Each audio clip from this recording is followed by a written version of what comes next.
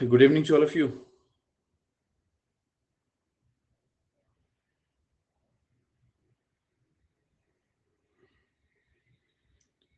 Am I audible to you people? Good evening to all of you.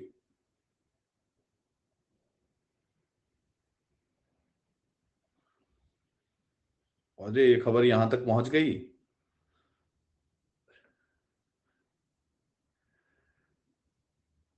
चलिए, thank you very much भाई। Mathur sir भी यार।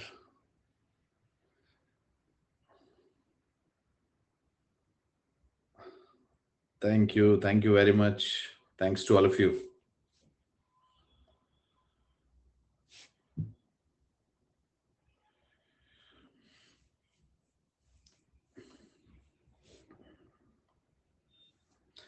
Thank you very much to all of you.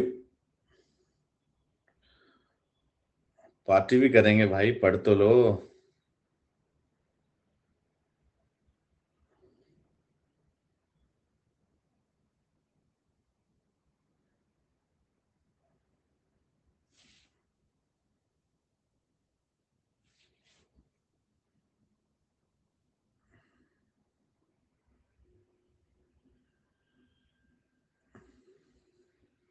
नहीं नहीं, of करने की जरूरत नहीं है भाई। भाई शिफ्ट करने से काम चल रहा है तो ऑफ क्यों करना है। Thank you very much to all of you. But ये उन्होंने बताया नहीं कि ये होने वाला है क्लास में, तुम्हें बता दिया जा चुका है।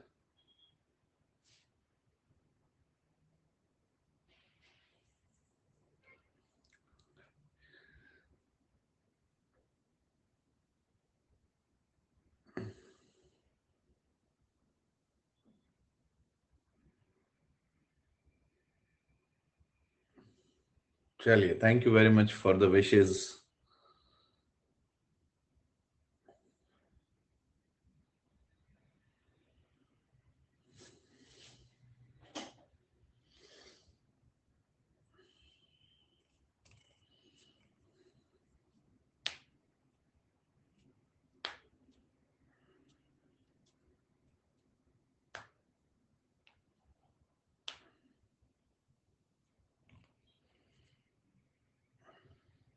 अरे तो घर से ही तो क्लास ले रहा हूँ यार।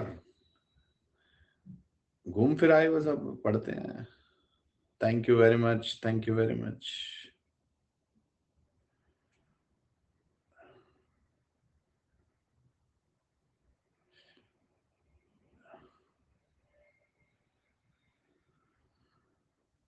बस बाकी लोग आ गए हैं। So let's begin the discussion.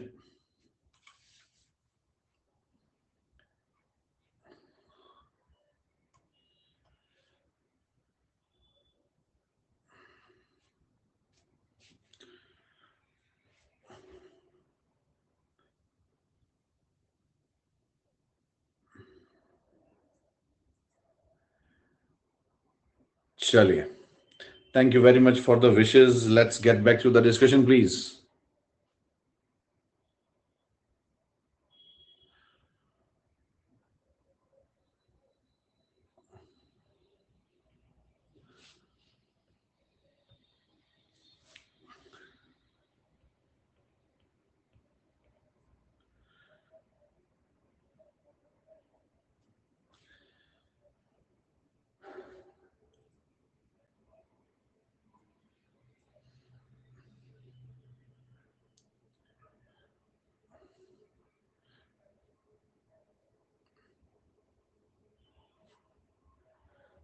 Class will be 7th।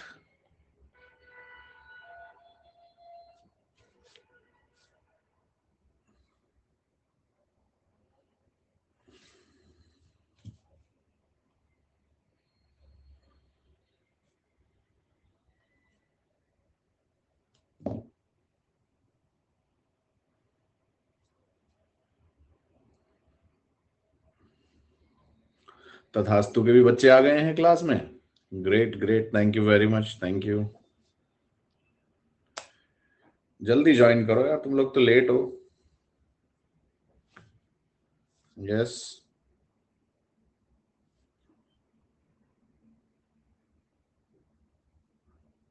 एक second रुकिएगा please.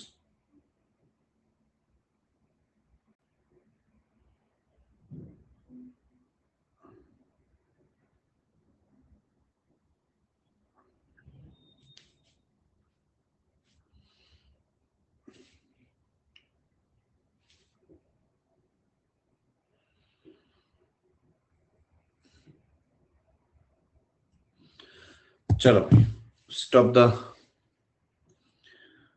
Writing part please.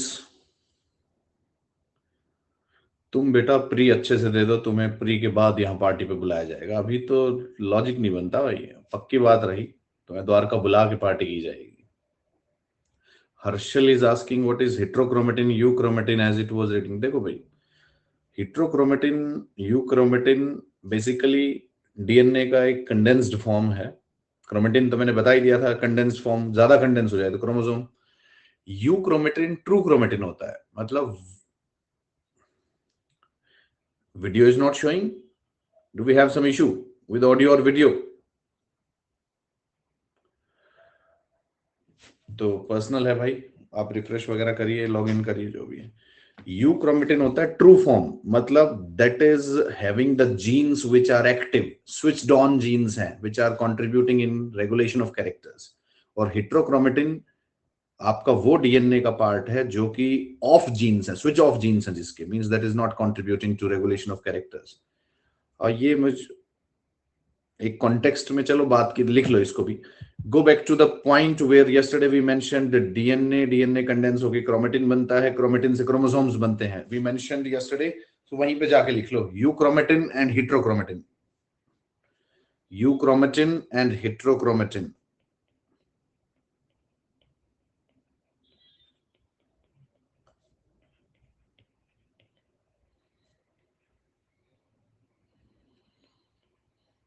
Euchromatin के सामने सिंपल इतना लिख दो, active form of genes, active form of genes, active form of genes, that is DNA contributing in regulation of characters.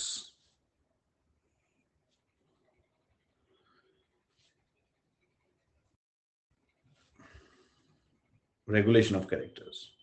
और heterochromatin में लिख दो,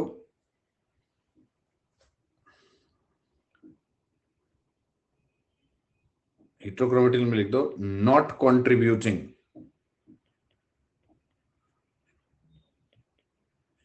in regulation of characters, not contributing in regulation of characters। देखो सीधा मतलब क्या हुआ, euchromatin में जो डीएनए है वो आरएनए बनाएगा, वो आगे चल के प्रोटीन्स बनाएगा, करेक्ट, इजी। हेट्रोक्रोमेटिन है, उसमें जो डीएनए है वो आरएनए नहीं बनाएगा। तो आपसे ये पूछा जा सकता है कि हेट्रोक्रोमेटिन इज ट्रांसक्रिप्शनली एक्टिव और इनएक्टिव। तो ये transcriptionally inactive form of DNA है। ये लो भाई, तो जब ट्रांसक्रिप्शन ही नहीं हो रहा तो ट्रांसलेशन कैसे होगा भाई आगे, correct. So heterochromatin is transcriptionally inactive form of DNA, is inactive form of DNA. Okay, चलो, now back to the discussion where we left. I think हम genetic engineering की बात कर रहे थे. We discussed about genetic engineering in the last discussion where we left. Okay. तो ये जो टर्म जेनेटिक इंजीनियरिंग हमने इस्तेमाल की, उसमें सब हमने लिख लिया कि gene editing and all we are doing for it, correct. अब further continuing with the same discussion, stop the writing part please. अब ये चैट बॉक्स बंद करो, इधर आओ। जो जेनेटिक इंजीनियरिंग है, you are doing genetic modifications in that, you are doing genetic modifications या gene editing that we have referred,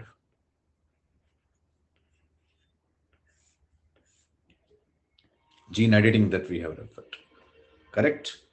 so gene modifications इसमें की हमने, एडिटिंग करी हमने इसमें जीन्स की। अब आई थिंक मैंने कुछ वो बताए थे आप लोगों को जीन एडिटिंग के मेथड्स, डिड वी रेफर, मुझे याद नहीं है, did we refer about gene editing tools? No, okay. So first thing that we shall begin is gene editing tools, methods, gene editing tools and methods, gene editing tools and methods। सबसे पहला जो most common one है, we call it as recombinant DNA technology।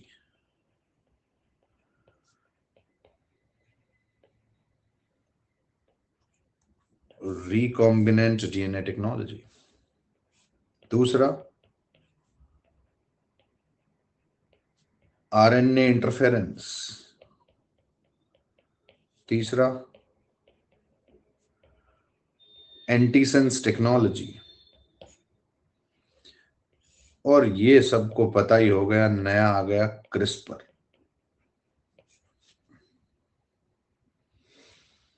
CRISPR, correct. तो ये चारों terms आपको पता होनी चाहिए, recombinant DNA technology, RNA interference, antisense technology, CRISPR.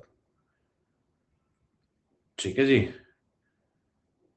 अब एक important information, recombinant DNA technology is related to addition of new genes। recombinant DNA technology, the purpose is addition of new genes। अभी बात करेंगे। RNAi और antisense technology, इसका काम है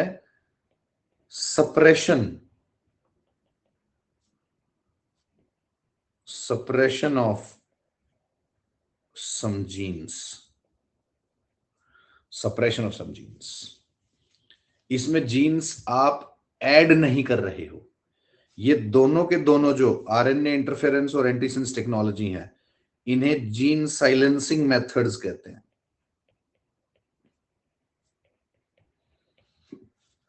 gene silencing, और ये तो नया है क्रिस्पर, इसमें दोनों चीजें हैं।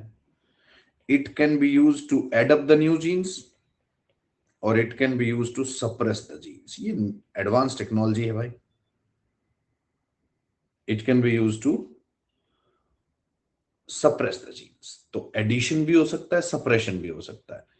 तो आपको याद रखना है, रिकॉम्बिनेंट डीएनए टेक्नोलॉजी में एडिशन होता है, आरएनए इंटरफेरेंस और एंटीसेंस टेक्नोलॉजी में जीन साइलेंसिंग के मेथड्स हैं, यू सप्रेस सम जीन्स। और क्रिस्पर में दोनों काम हो सकते हैं। CRISPR is advance method, CRISPR is the advance method, correct.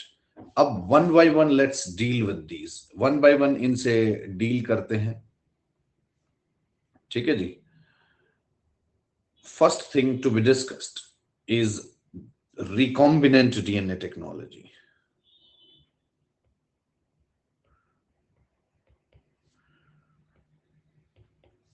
बहुत डिटेल में नहीं जाएंगे, बट जितना चाहिए उतना तो पढ़ना पड़ेगा। Recombinant DNA technology, RDNA T, recombinant DNA technology. ठीक है जी।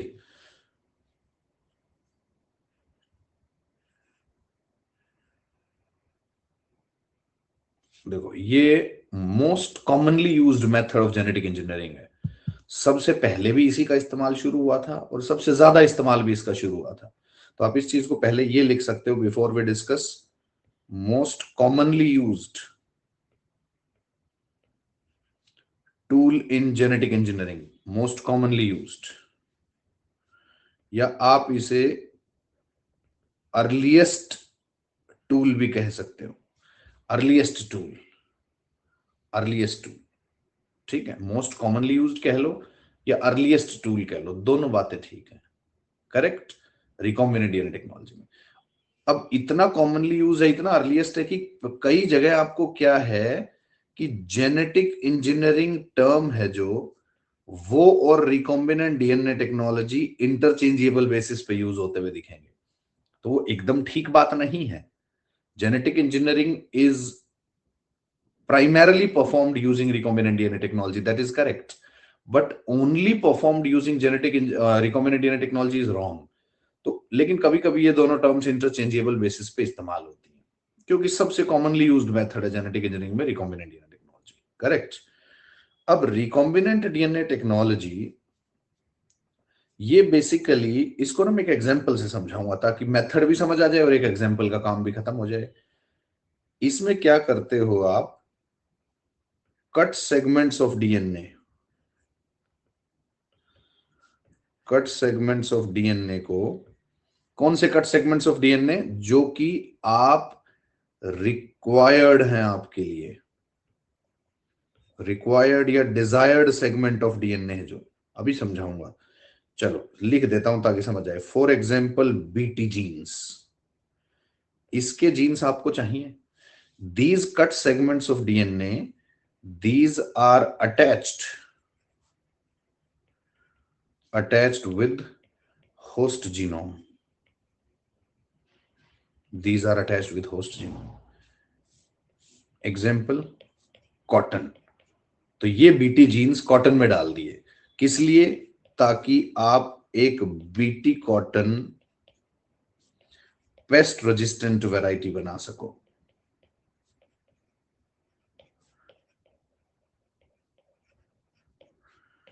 एक pest resistant variety BT cotton develop कर सको आप।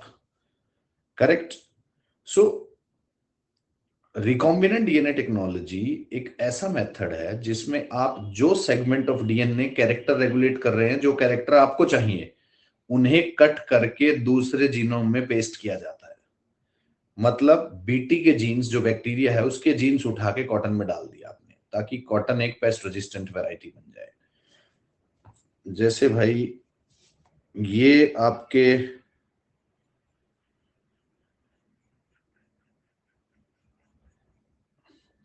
ये बीटी के जीन्स हो गए, बीटी का जीनोम हो गया इनफैक्ट।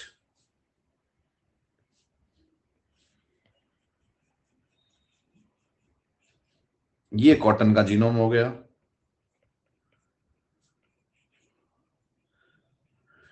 क्योंकि हम पढ़ चुके हैं कहीं पे बीटी एक बैक्टीरिया है। एक बार नाम लिख रहा हूं, शायद मैं पहले भी लिख चुका हूं, एक बार लिख रहा हूं, उसके बाद बीटी ही टर्म यूज करूंगा।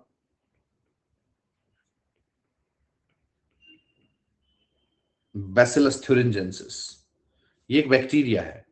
इसका मतलब है ये एक प्रोकैरियोट है, और जो प्रोकैरियोट्स का डीएनए होता है वो सर्कुलर होता है, और जो यूकैरियोट्स हैं उनका डीएनए लीनियर होता है, उनका डीएनए लीनियर होता है। करेक्ट। अब मेरी बात समझो, 2 मिनट 3 मिनट कुछ नहीं लिखना, एक बार सुन लो जो मैं कह रहा हूं। What is happening in nature, पहले सुन लेना जो मैं बता रहा हूं, लिखने के चक्कर मत पड़ना, सब जगह लिखा हुआ है। What is happening in nature is that cotton crop in the fields is continuously attacked by, cotton crop in the fields is continuously attacked by insects like bollworms, insects like beetles. These insects, or any form, it can be American bollworm, it can be spotted bollworm, it can be pink bollworm.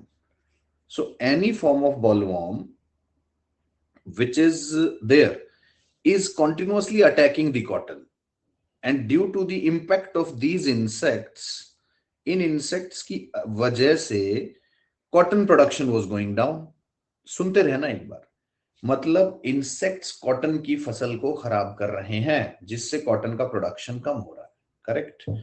अब nature में हो रहा है ये, इसमें हमने तो कुछ नहीं किया, इंसेक्ट है वो कॉटन को खराब कर रहा है, नेचुरल है। नेचर में एक और चीज भी हो रही है कि ये जो बैक्टीरिया है बैसिलस थ्यूरिंजेंसिस, ये नेचुरली इन इंसेक्ट्स के लिए डेंजर है, नेचुरल है ये भी। मतलब बॉलवर्म कॉटन को खराब कर रहा है और बीटी बॉलवर्म को खराब कर रहा है। Yes, means BT is problematic to bollworm, bollworm is problematic to cotton. अब यहां एक चीज समझो, मैंने कहा BT is problematic to bollworm, ठीक है, तो इसका मतलब है बीटी बॉलवॉर्म को अटैक कर रहा है, ये उसका एक कैरेक्टर है। और मैंने समझाया था all the characters in living beings are controlled और regulated by genes through certain proteins. तो हमने ये पता किया कि ये जो बीटी है इस पे ये बॉलवॉर्म, जो ये बॉलवॉर्म पे अटैक कर रहा है, ये कैरेक्टर कौन सा जीन रेगुलेट कर रहा है। तो हमें खबर मिली कि भाई ये वाला जो जीन है, जो ये एक्स एक्स डैश सेगमेंट है, ये वाला जीन सेगमेंट उस कैरेक्टर को रेगुलेट कर रहा है जो कि बीटी से बॉलवॉर्म पे अटैक करवा रहा है। और हमने कहा character is regulated by gene through certain proteins. तो ये जो जीन है, चलो इसका नाम बता देता हूं, इन्हें हम कहते हैं cry genes. We call them as cry genes. आपने पढ़ा होगा कहीं cry 1AC, cry 1AB, cry 2AB, ये 3 जीन है प्राइमरली, ये प्राइमरली 3 जीन है। तो ये वो जीन्स हैं बीटी बैक्टीरिया के जो कि ऐसा प्रोटीन बना रहे हैं जिससे कि बॉलवॉर्म की डेथ हो रही है। और ये जीन्स जो प्रोटीन बना रहे हैं वो एक टॉक्सिन है। That protein toxin is termed as thuricide. That protein toxin is termed as thuricide. तो इसका मतलब है नेचर में क्या हो रहा है कि बॉलवॉर्म कॉटन पे अटैक कर रहा है और बीटी बॉलवॉर्म पे अटैक कर रहा है। तो बीटी बॉलवॉर्म पे अटैक कर रहा है, that is a character, must be regulated by some genes. तो कौन सा जीन मिला हमें? वो cry genes. And that gene is regulating the character through certain protein. तो वो प्रोटीन एक टॉक्सिन है, दैट इज थ्यूरियोसाइट। तो अब हमारा पर्पस ये है कि रिकॉम्बिनेंट डीएनए टेक्नोलॉजी से हम ये एक्स एक्स डैश वाला जो सेगमेंट था, इसे कॉटन से, इसे बीटी के जीनोम से कट करके ले आए, यस, और इसे अटैच कर दें कॉटन के साथ। अब उससे क्या होगा? चलो येलो था तो मैं येलो से ही मार्क कर रहा हूं। लेट्स से कि आपने यहां लाके अटैच कर दिया वो एक्स एक्स डैश सेगमेंट। अब ये जीन जिसकी वजह से थ्यूरियोसाइड बन रहा था, ये जीन अब कॉटन में आ गए। तो अब कॉटन में जब ये जीन्स आ गए हैं तो ये जीन कॉटन में क्या बनाएंगे? थ्यूरियोसाइड ही बना रहे थे ये जीन। तो अब थ्यूरियोसाइड बना हुआ है कॉटन में और कॉटन के ऊपर अटैक करने आया बॉलवॉर्म। जैसे ही कॉटन के ऊपर बॉलवॉर्म अटैक करने आया, बॉलवॉर्म के साथ पहले ही अटैक करने के लिए थ्यूरियोसाइड रखा हुआ था, मतलब cotton became resistant to attack of bollworm. जैसे ही बॉलवॉर्म कॉटन पे अटैक करने आता, थ्यूरियोसाइड बनाने वाले जीन से थ्यूरियोसाइड बनता और बॉलवॉर्म को मार देते। इसका मतलब है कॉटन सेफ हो गया, कॉटन प्रोडक्शन बढ़ गया। तो यहां से कट करके एक्स एक्स डैश सेगमेंट को किसी और डीएनए के साथ अटैच करके और फाइनली ट्रांसफर करना कॉटन में, ये है रिकॉम्बिनेंट डीएनए टेक्नोलॉजी। तो मैंने एग्जांपल भी समझाया एक और। अब क्या करते हैं हम लोग basically,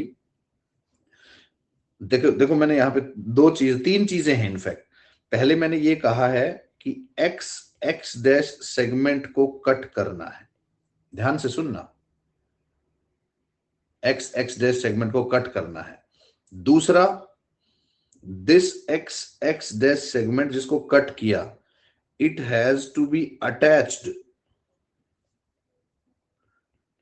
with a vector DNA,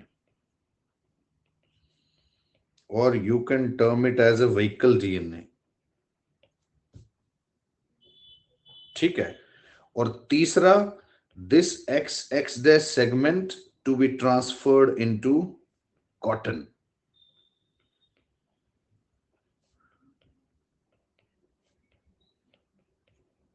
to be transferred into cotton,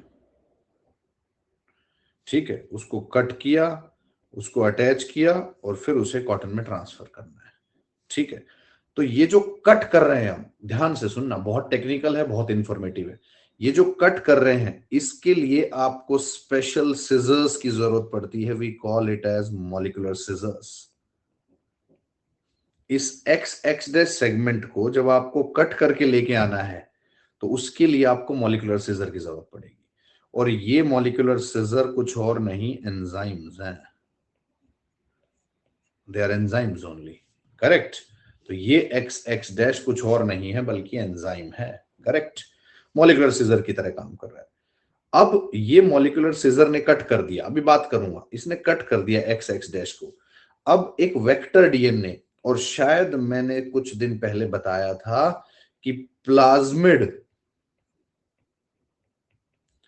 which is extra chromosomal DNA in bacteria, extra chromosomal DNA in bacteria is the most commonly used vector in biotech applications। शायद मैंने उस time कहा था कि लिख लो इस चीज को कि ये कॉमनली यूज्ड वेक्टर है इन बायोटेक एप्लीकेशंस, करेक्ट। तो हम लोग क्या करेंगे, प्लाज्मिड जो बैक्टीरिया का डीएनए है ये, तो ये जो प्लाज्मिड है, देखो एक बैक्टीरिया का डीएनए आपको चाहिए आपके प्रोसेस के लिए, बीटी का डीएनए। अब ये प्लाज्मिड जो है ये एक्स्ट्रा क्रोमोसोमल डीएनए है बैक्टीरिया का, इसे भी we procure from another bacteria. ये तो बस अपना व्हीकल किराए पे दे रहा है, रेंट पे दे रहा है बस, अनदर बैक्टीरिया। और ये जो अनदर बैक्टीरिया है इसको बहुत सिग्निफिकेंटली हाईलाइट कर लेना।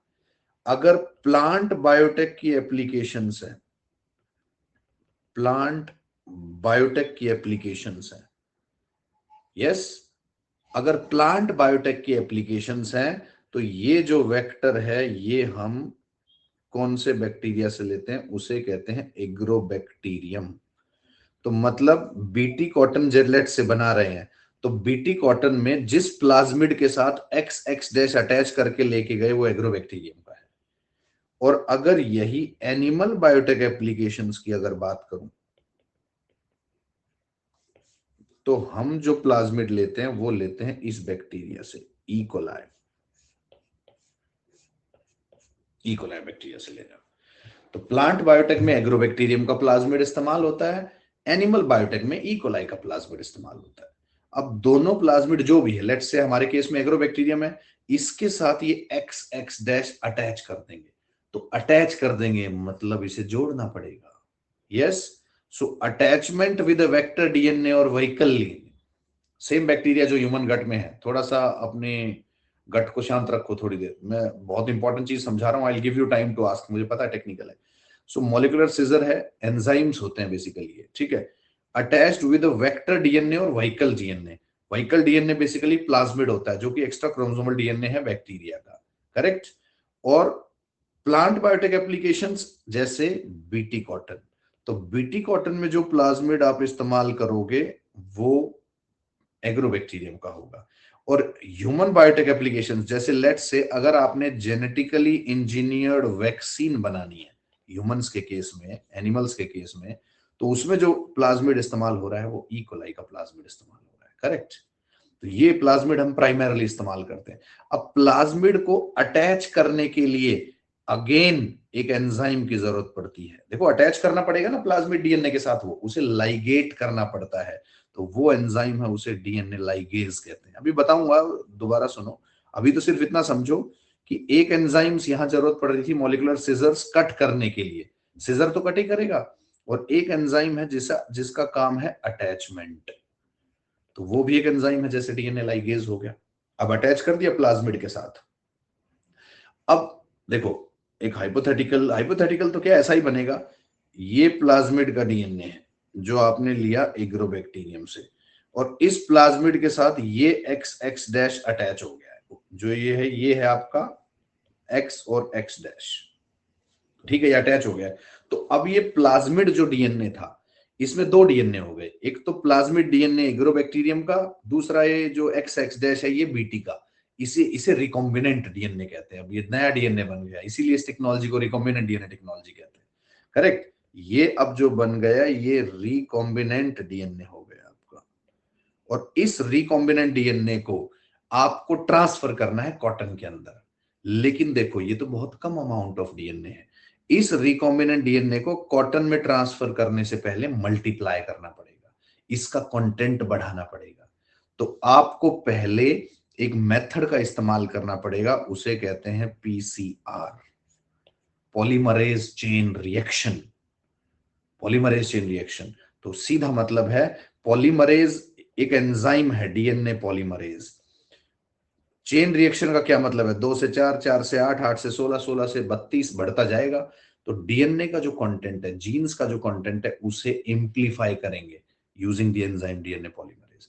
और एम्प्लीफाई करने के बाद अब हमने डीएनए का कंटेंट बढ़ा दिया। देखो, पहला स्टेप कट किया, दूसरा स्टेप आपने अटैच किया विद द व्हीकल डीएनए, तीसरा आपने उसे ट्रांसफर करना है, उससे पहले आपने मल्टीप्लाई कर दिया यूजिंग पीसीआर, उसे पीसीआर कर दिया। करेक्ट। अब अटैचमेंट जो आपने करनी है, वैसे कॉटन में भेजना है। तो अब देखो, ये लेट्स से कॉटन का डीएनए है, ये कॉटन का डीएनए है, और इसके साथ आपने एक्स एक्स डैश अटैच करना है। तो एक्स एक्स डैश अटैच करने की एक स्पेसिफिक साइट होगी, ऐसा नहीं है कि कहीं भी अटैच कर दो। तो this attachment which is taking place, attachment with host DNA, मैं दोबारा सारा समझाऊंगा, एक बार चेन समझ लो। Attachment with host DNA, host DNA के साथ अटैच करना है। तो ये अटैचमेंट होनी चाहिए उस पॉइंट पे जहां से होस्ट का डीएनए रेप्लिकेट करना शुरू करना है। जहां से, अरे कुछ मत लिखो यार, समझ लो, मैं तो कह रहा हूं तो यार, आपको एक्स एक्स डैश वहां अटैच करना है जहां से कॉटन का खुद का डीएनए मल्टीप्लाई करता है। भाई कॉटन अपना डीएनए मल्टीप्लाई करता है, तो जहां से मल्टीप्लीकेशन शुरू हो रहा है उस पॉइंट को कहते हैं ori, origin of replication, origin of replication. तो कॉटन का जो ओराई है उसके साथ अटैच करना पड़ेगा इनकमिंग डीएनए, ताकि कॉटन इसे भी अपना डीएनए मान के मल्टीप्लाई करे। देखो, इसे ओराई पे अटैच नहीं किया तो cotton will not consider it as its own. और एक बार तो आपने मल्टीप्लाई कर दिया लैब में, लेकिन अब तो कॉटन के सीड बन गए ना, वो सीड में जब ग्रो करेगा कॉटन प्लांट, तो उस नए डीएनए को मल्टीप्लाई करना पड़ेगा ना। तो वो मल्टीप्लाई तब ही होगा प्लांट में जब वो ओराई के साथ अटैच किया जाएगा, क्योंकि origin of replication is the starting point. तो यहां जो डीएनए होगा उसको मल्टीप्लाई कर देंगे कॉटन के एंजाइम्स। तो ये मल्टीप्लाई कर दिए। अब कॉटन के अंदर आपने ओराई पे अटैच कर दिया, ओरिजिन ऑफ रेप्लिकेशन के साथ क्या अटैच कर दिया? X X dash. और ये वही एक्स एक्स डैश है जिसके अंदर जीन्स हैं to produce the protein toxin, genes to produce protein toxin. कौन सा प्रोटीन टॉक्सिन बनेगा? थ्यूरियोसाइड। तो मतलब अब कॉटन के अंदर थ्यूरियोसाइड बनने लग रहा है, कॉटन के अंदर थ्यूरियोसाइड बनने लग रहा है। और जैसे ही अब कॉटन पे अटैक हुआ बॉलवॉर्म्स का, बॉलवॉर्म्स को थोड़ी पता था कि इसके पास डिफेंस आ चुका है। बॉलवॉर्म जैसे ही कॉटन पे अटैक करने आएगा, थ्यूरियोसाइड विल बी रेडी, थप्पा, बस thuricide will neutralise the bollworms, cotton बच गया। तो ये कॉटन बन गया बीटी कॉटन, और इसी चीज को रिकॉम्बिनेंट डीएनए टेक्नोलॉजी कहते हैं। This is what we call it as recombinant DNA technology. Correct. तो किताबों में जो मेथड दिया है कि स्टरलाइजेशन मैकेनिज्म लेके आओ, डाउनस्ट्रीम प्रोसेसिंग करो, कुछ नहीं करना, सीधी भाषा में ये समझो। This is how recombinant DNA technology is being performed.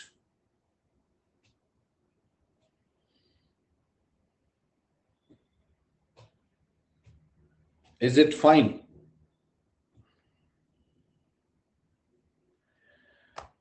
Plasmid उस बैक्टीरिया का लिया जाएगा जिसकी कॉम्पेटिबिलिटी बनेगी। प्लाज्मिड का जो डीएनए है वो कॉम्पेटिबिलिटी के साथ होगा भाई, ऐसे थोड़ी किसी का भी डीएनए उठा लिया।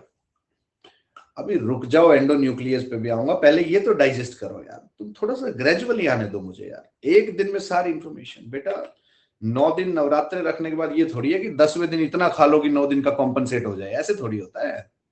तो थोड़ा सा सब्र रखो यार।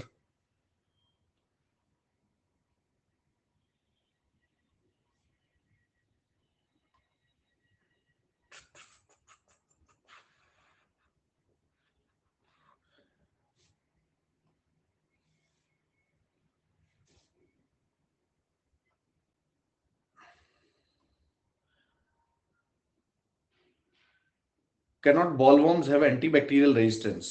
बिल्कुल हो सकता है, क्यों नहीं हो सकता, वो तो डेवलप करेगा फिर बॉलवॉर्म भी। लेकिन ये सोच के थोड़ी चलेंगे हम कि रेजिस्टेंस आएगा हमें। लास्ट स्लाइड, और कौन सा लास्ट स्लाइड भाई? अच्छा, यहां से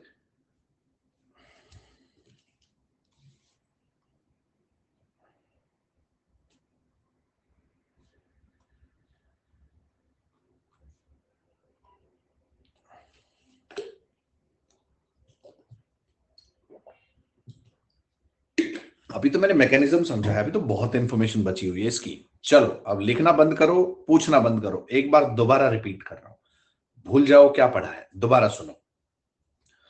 recombinant DNA technology basically gene editing का वो टूल है जहां पे आप रिक्वायर्ड सेगमेंट्स ऑफ डीएनए को कट करते हो, यस, और अटैच करते हो किसी vehicle DNA, carrier DNA, vector DNA के साथ। और वो वेक्टर डीएनए सबसे कॉमनली यूज्ड होता है प्लाज्मिड, जो कि बैक्टीरिया का एक्स्ट्रा क्रोमोसोमल डीएनए है। और यही प्लाज्मिड अगर बैक्टीरियल प्लांट बायोटेक एप्लीकेशन है तो एग्रोबैक्टीरियम से उठा लेते हैं, एनिमल बायोटेक एप्लीकेशन से तो ई कोलाई, क्योंकि उसमें कॉम्पेटिबिलिटी बेटर रहती है। सीधा मतलब ये है। तो जो कट सेगमेंट है डीएनए का, जो हमें चाहिए, जो कैरेक्टर को रेगुलेट कर रहा है, उसे मॉलिक्यूलर सीजर से कट कर लिया, उसे वेक्टर डीएनए के साथ अटैच कर दिया, वेक्टर डीएनए के साथ अटैच करने के बाद उसे वापस उसी बैक्टीरिया में डाल दिया जिससे वह प्लाज्मिड लिया था, जैसे एग्रोबैक्टीरियम है। फिर उसे मल्टीप्लाई करवा लिया लैब में। जब उसका कंटेंट सफिशिएंट हो गया तो उसे कॉटन में ड्रॉप कर दिया। और कॉटन में अटैच करोगे आप वहां पे जहां से रेप्लिकेशन शुरू हो रहा है, that is origin of replication, that is origin of replication. ठीक है, तो ये बेसिकली प्रोसेस आप करते हो, इसमें ज्यादा कुछ है ही नहीं। करेक्ट, इसमें ज्यादा कुछ है ही नहीं। जब प्लाज्मिड का डीएनए है, प्लाज्मिड,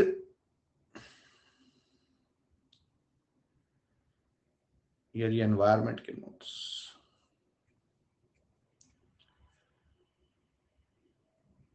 कहां से बीच में आ गए भाई? एनवायरमेंट के नोट्स, कौशल किशोर, अच्छा तुम्हें नोट्स चाहिए था।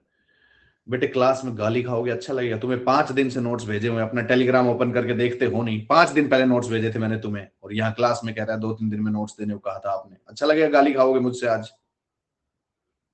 टेलीग्राम ओपन करो अपना, 5 दिन से भेजे हुए हैं मैंने।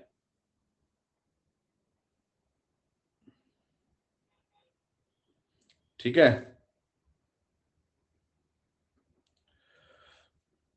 कहाँ थे हम? रुक जाओ। तो प्यार से ही गाली दूंगा, और यहाँ पे कोई वैसी वाली गाली थोड़ी दूंगा यार, कैसी बातें कर रहे हो? लेकिन यहाँ बीच में ये गलत चीज है, दिस इज नॉट एक्सेप्टेबल कि तुम मेरा ऐसे फ्लो खराब करते हो यार। कुछ मत लिखो बीच में, अब मुझे दोबारा बताने दो। ठीक है, तो आपको कट करना है, उसके साथ अटैच करना है प्लाज्मिड के साथ, और प्लाज्मिड डीएनए के साथ जब जो डीएनए आपको चाहिए वो अटैच कर दिया, तो वो आपका रिकॉम्बिनेंट डीएनए बन गया। उस रिकॉम्बिनेंट डीएनए को वापस उस बैक्टीरिया में डाल देंगे, जैसे एग्रोबैक्टीरियम। फिर उसे मल्टीप्लाई कर दो यूजिंग डीएनए पॉलीमरेज, और मल्टीप्लाई करके कॉटन में डाल दो, कॉटन के अंदर डाल दिया। That is what is with origin of replication, ताकि वो थ्यूरियोसाइट बना सके, so that it can develop थ्यूरियोसाइट, so that it can develop थ्यूरियोसाइट। ठीक है, ताकि वो थ्यूरियोसाइट डेवलप कर ले, और थ्यूरियोसाइट एक प्रोटीन टॉक्सिन है, वो उसको जाके अटैक कर देगा। Yes, this is what is mentioned with this. ये है भाई। अब अभी इंफॉर्मेशन रुक जाओ, लिखना बाद में, पहले मेरी बातें सुनते रहो। अब जो हमने कहा कि जो कट करना है, कटिंग ऑफ डीएनए सेगमेंट्स,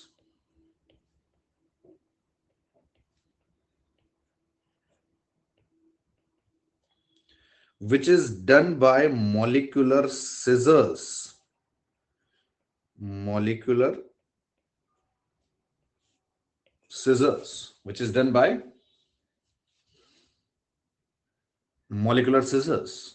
ठीक है, मॉलिक्यूलर सिजर मतलब मॉलिक्यूल्स को कट करने वाली कैंची है, और क्या है भाई? यही मतलब होता है सिजर का तो, जो कि बेसिकली एंजाइम्स हैं, जो कि बेसिकली एंजाइम्स हैं। करेक्ट, तो इसमें तो कुछ समझाने का नहीं है जो कट करेंगे। अच्छा एक बार रुको, आप पहले एक बार इस इंफॉर्मेशन को ब्रीफली लिख के आओ, तभी आगे मैं समझा पाऊंगा। Please write down this information. Recombinant DNA technology हम लोग पढ़ रहे हैं, रिकॉम्बिनेंट डीएनए टेक्नोलॉजी। 4-5 पॉइंट में खत्म करा दूंगा मैं, बस कोई फालतू चीजें नहीं लिखनी, कोई मेथड थोड़ी करके दिखाना है वहां पे। लिखो भाई, रिकॉम्बिनेंट डीएनए टेक्नोलॉजी। अभी तक कुछ भी नहीं लिखा है, शुरू से बताना है मुझे, एक बार ये बता दो बस मुझे, did we write anything?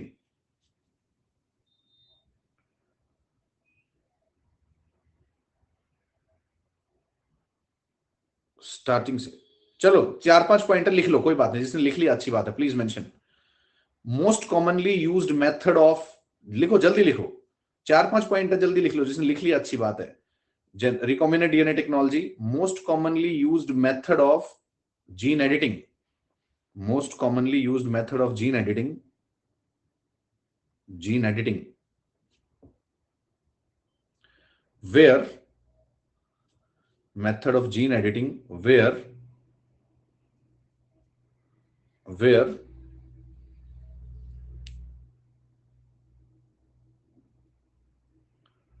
desired segments of DNA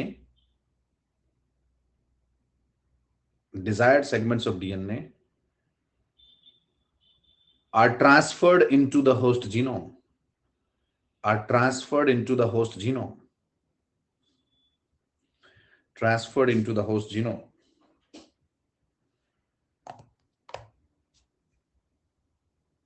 For example, genes of bacteria Bt into cotton, genes of bacteria Bt into cotton, genes of bacteria Bt into cotton, genes of bacteria Bt into cotton, genes of bacteria Bt into cotton, to make a pest resistant variety, that is Bt cotton, to make a pest resistant variety, that is Bt cotton, to make a pest resistant variety, that is Bt cotton, that is Bt cotton.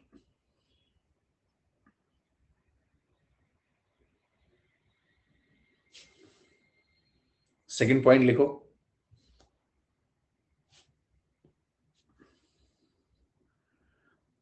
the desired segments of DNA or genes, the desired segment of DNA, the desired segment of DNA or genes, the desired segments of DNA or genes, सामने देखते रहना, मैं slide भी उसी हिसाब से open कर रहा हूं. The desired segments of DNA or genes are cut using special enzymes, are cut using special enzymes which are molecular scissors, special enzymes which are molecular scissors,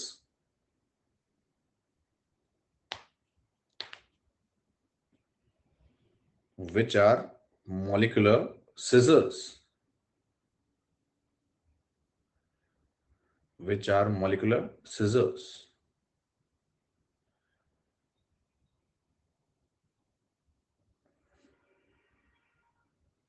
अगला पॉइंट लिख लो,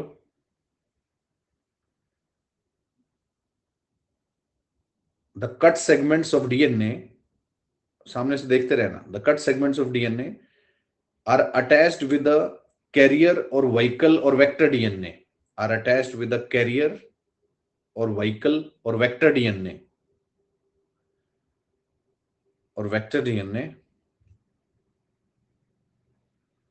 which is most commonly the plasmid,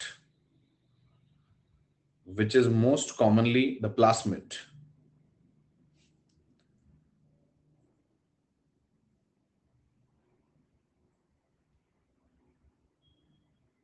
most commonly the plasmid. Bracket में लिख लो जो लिखा हुआ है सामने, extra chromosomal DNA in bacteria. पता हो तो भी लिखो, तभी चीजें ना फाइनल याद हो जाती है दिमाग में. 5-5, 7-7 बार जब पढ़ते हो उनको कहीं ना कहीं लिखा हुआ, which is the extra chromosomal DNA of bacteria.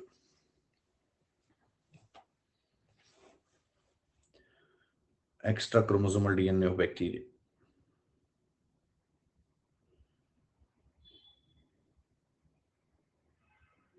To form a recombinant DNA, to form a recombinant DNA,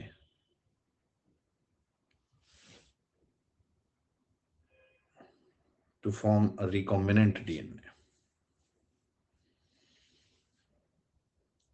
ठीक है, अब दो इंफॉर्मेशन देखो सामने लिखी हुई है.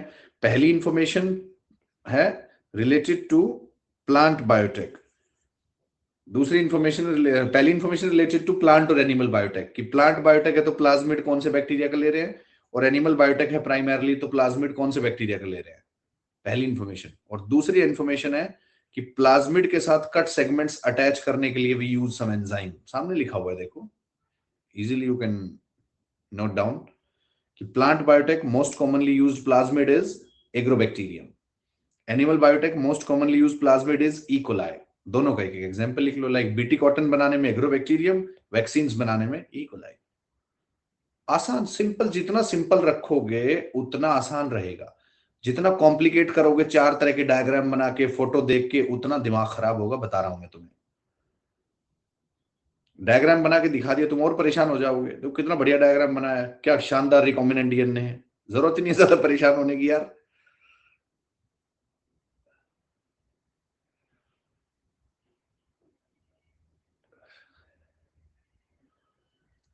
देखो भाई, इंजीनियर्स की तरह बिहेव करो, जितने से काम चल जाए ना उतना ही करो, तभी तो ये सेलेक्ट हो रहे हैं। Bare minimum.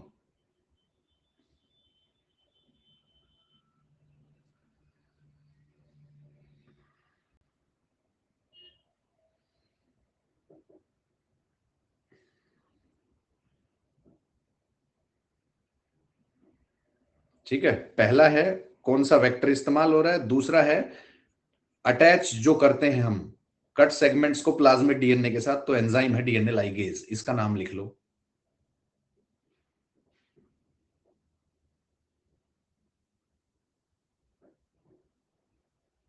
इन्फ्लुएंसर टीचर्स कौन से हैं भाई, ये कुछ नया है।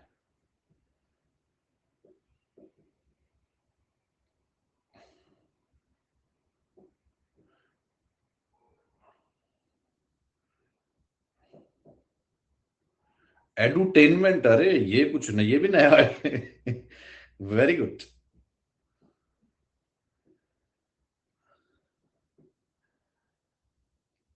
मतलब मैं ये तो नहीं कहूंगा इन्फ्लुएंसर, बट ये है कि raw people who do not have much of the knowledge and interconnections, मतलब दे आर लर्नेड, वो बात ठीक है, लेकिन इस एग्जाम के लिए जो डेप्थ चाहिए वो बहुत इंपॉर्टेंट है यार।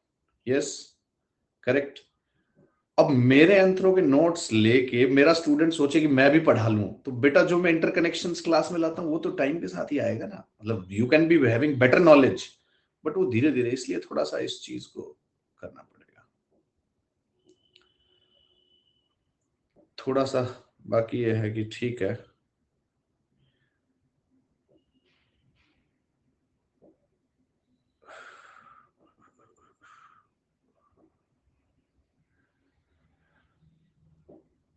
देखो, डाउट की बात ऐसी है भाई, हर कोई एक्सपर्ट नहीं हो सकता, कोई भी नहीं हो सकता in fact.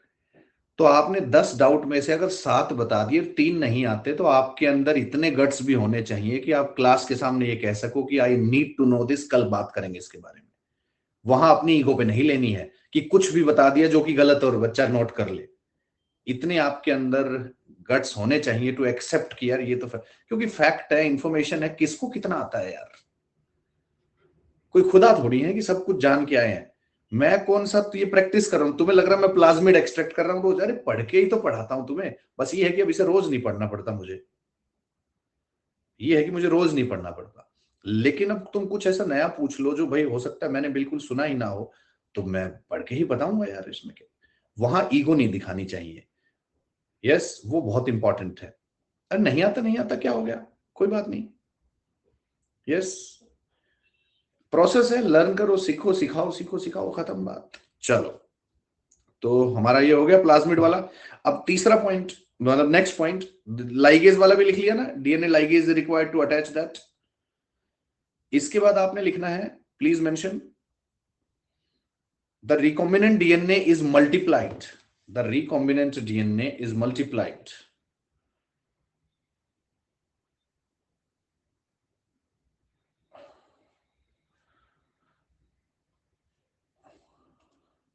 Recombinant DNA is multiplied. क्या डाउट है भाई, अभी भी डाउट रह गया। जयदीप जोशी, पर सर मेहनत तो करते हो, दृष्टि अपडेट नहीं करते, ये तो यार, इस पे मैं कुछ नहीं कहना चाहूंगा। मैं मतलब कोई स्पेसिफिकली किसी के लिए नहीं कहना चाहूंगा। हिंदी मीडियम के मास्टर मेहनत नहीं करते, ये बात ठीक है। वो कहाँ से करें, आती नहीं, हिंदू में आती है अपडेट्स, कहाँ से पढ़ेंगे वो।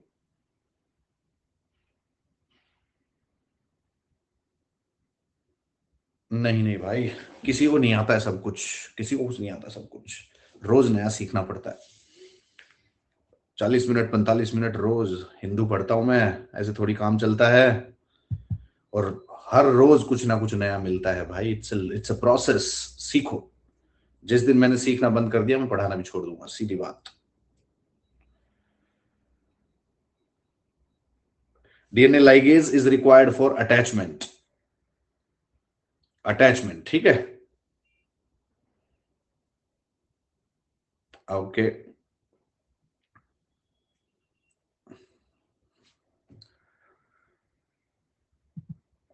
इसके बाद नेक्स्ट पॉइंट देखो, पीसीआर वाला है। नेक्स्ट पॉइंट लिखो, recombinant DNA is multiplied using the enzyme DNA polymerase. Recombinant DNA is multiplied using the enzyme, देखो सबसे नीचे लिखा हुआ है, using the enzyme DNA polymerase for amplification of the DNA. For amplification of DNA. For amplification of DNA. Enzyme DNA polymerase for amplification of DNA using PCR, polymerase chain reaction. Polymerase chain reaction. Polymerase chain reaction.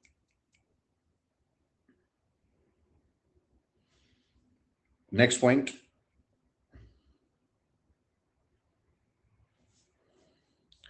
कोई take polymerase कुछ नहीं चाहिए हमें, ठीक है जी। तो फिर तुम डीएनए हेलिकेज अनवाइंडेज भी याद करो, बिल्कुल नहीं चाहिए, छोड़ दो। Next point,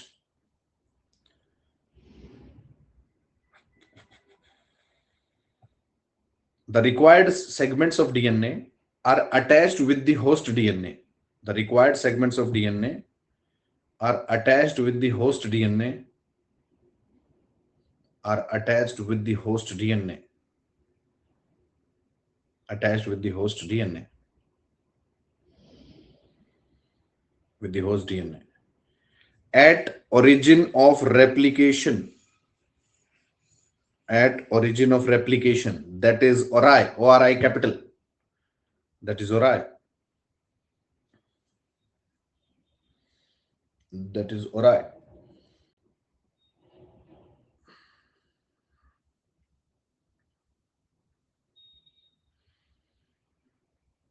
And such newly formed DNA, such newly formed DNA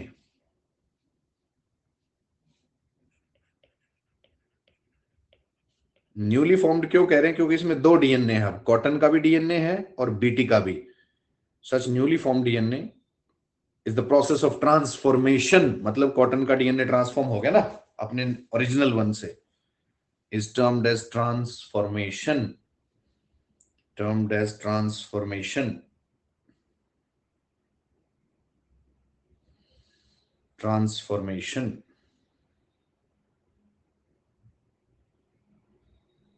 transformation, correct.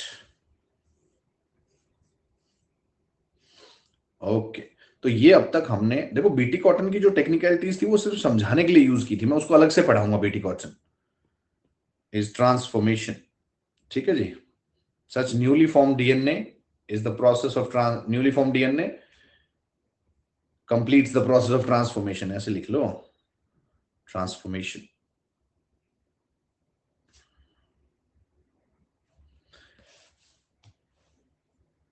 is the process of transformation. अब देखो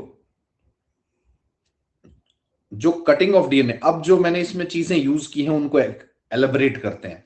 जो कटिंग ऑफ डीएनए था, मॉलिक्यूलर सिजर्स जिसे हम कह रहे थे, एंजाइम्स है वो, करेक्ट, दे आर एंजाइम्स। अब मैं उनके नाम लिख रहा हूं। पहला एक्सोन्यूक्लियसिस,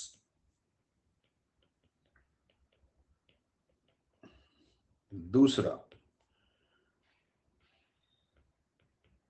रेस्ट्रिक्शन एंडोन्यूक्लियसिस,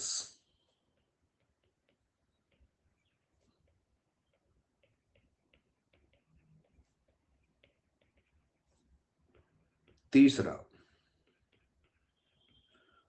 एक और 1, चौथा हिंद 2, पांचवा जिंक फिंगर न्यूक्लियसेस,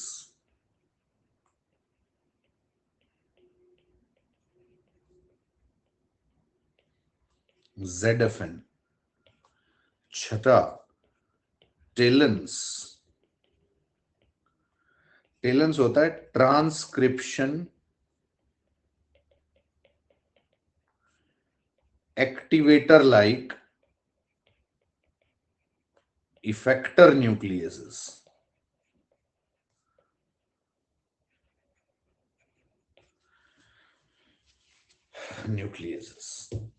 तो ये 6 के 6 याद होने चाहिए आपको। करेक्ट। तो कटिंग ऑफ डीएनए किस एंजाइम से हो रही है? इनमें से किसी एक एंजाइम से हो रही है। सबसे ज्यादा इस्तेमाल होने वाला एंजाइम है रेस्ट्रिक्शन एंडोन्यूक्लियेज, सबसे ज्यादा इसका इस्तेमाल होता है।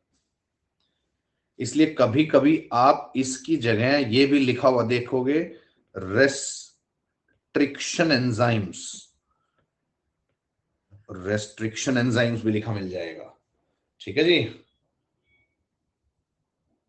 Transcription activator like effector nucleases, activator like effector nucleases.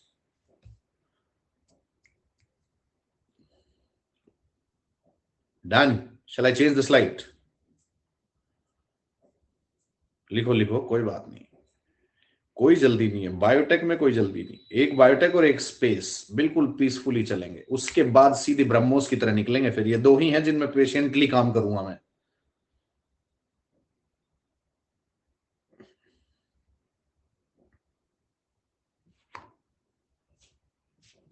लिख लो, आराम से लिख लो।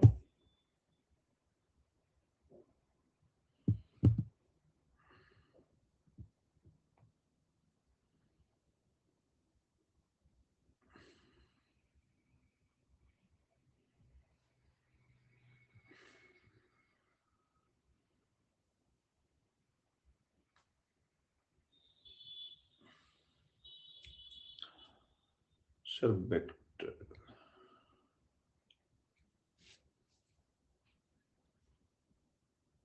रेस्ट्रिक्शन एंजाइम, इसके लिए टर्म इस्तेमाल होता है। और ये WIP3A कहां बीच में ला रहे हो भाई?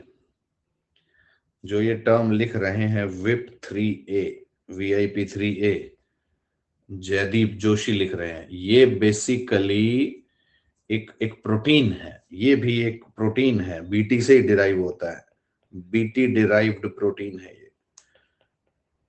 तो जोशी जी थोड़ा शांति रखो भाई, अभी कहाँ WIP3A पे आ रहे हो यार, रुक जाओ।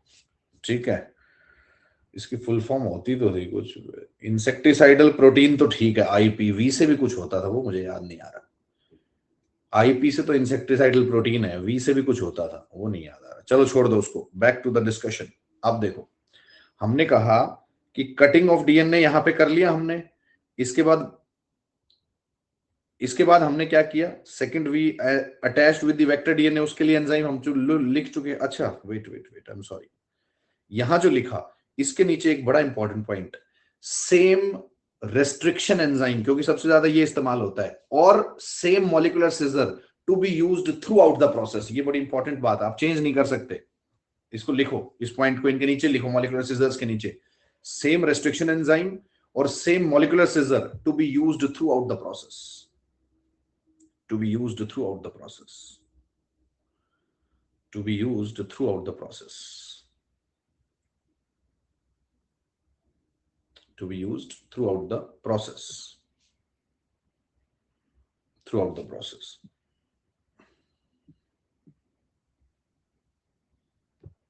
ओके, ठीक है जी। सेम रेस्ट्रिक्शन एंजाइम और same molecular scissor to be used throughout the process, आप बदल नहीं सकते।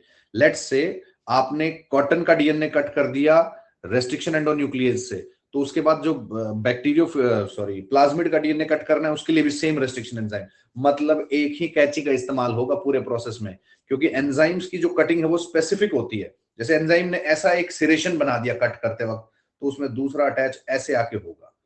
अब दूसरा एंजाइम ले लिया, उसने ऐसा कट बना दिया, तो ये उसमें फिट ही नहीं होगा जाके। तो सेम एंजाइम इस्तेमाल होगा पूरे के पूरे प्रोसेस में। ठीक है भाई। दूसरा अटैचमेंट डीएनए लाइगेज की बात हो चुकी है, हमें जरूरत नहीं है इस पे जाने की। प्लाज्मिड एक्स्ट्रा क्रोमोसोमल डीएनए, ठीक है।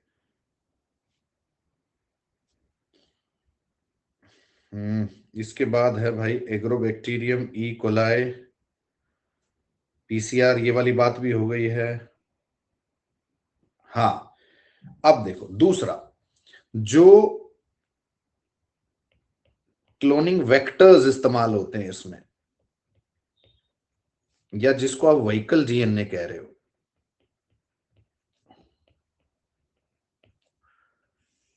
देखो एंजाइम्स कितने मैंने बता दिए। सबसे पहला एंजाइम तो मॉलिक्यूलर सिजर की कैटेगरी वाला, इसमें सारे आ गए, एंजाइम्स की बात कर रहा हूं मैं। दूसरा एंजाइम मैंने बता दिया डीएनए लाइगेज, जो अटैचमेंट के लिए इस्तेमाल होगा। तीसरा एंजाइम मैंने बता दिया डीएनए पॉलीमरेज, जो कि मल्टीप्लिकेशन के लिए इस्तेमाल होगा। तो आप ये लिखो, उससे पहले एक छोटी सी समरी बना लो। रेस्ट्रिक्शन एंजाइम्स, कटिंग, ऐसे लिखा करो ताकि याद रहे। लाइगेज, अटैचमेंट, लाइगेशन का मतलब ही जोड़ना होता है दो चीजों को, और polymerase,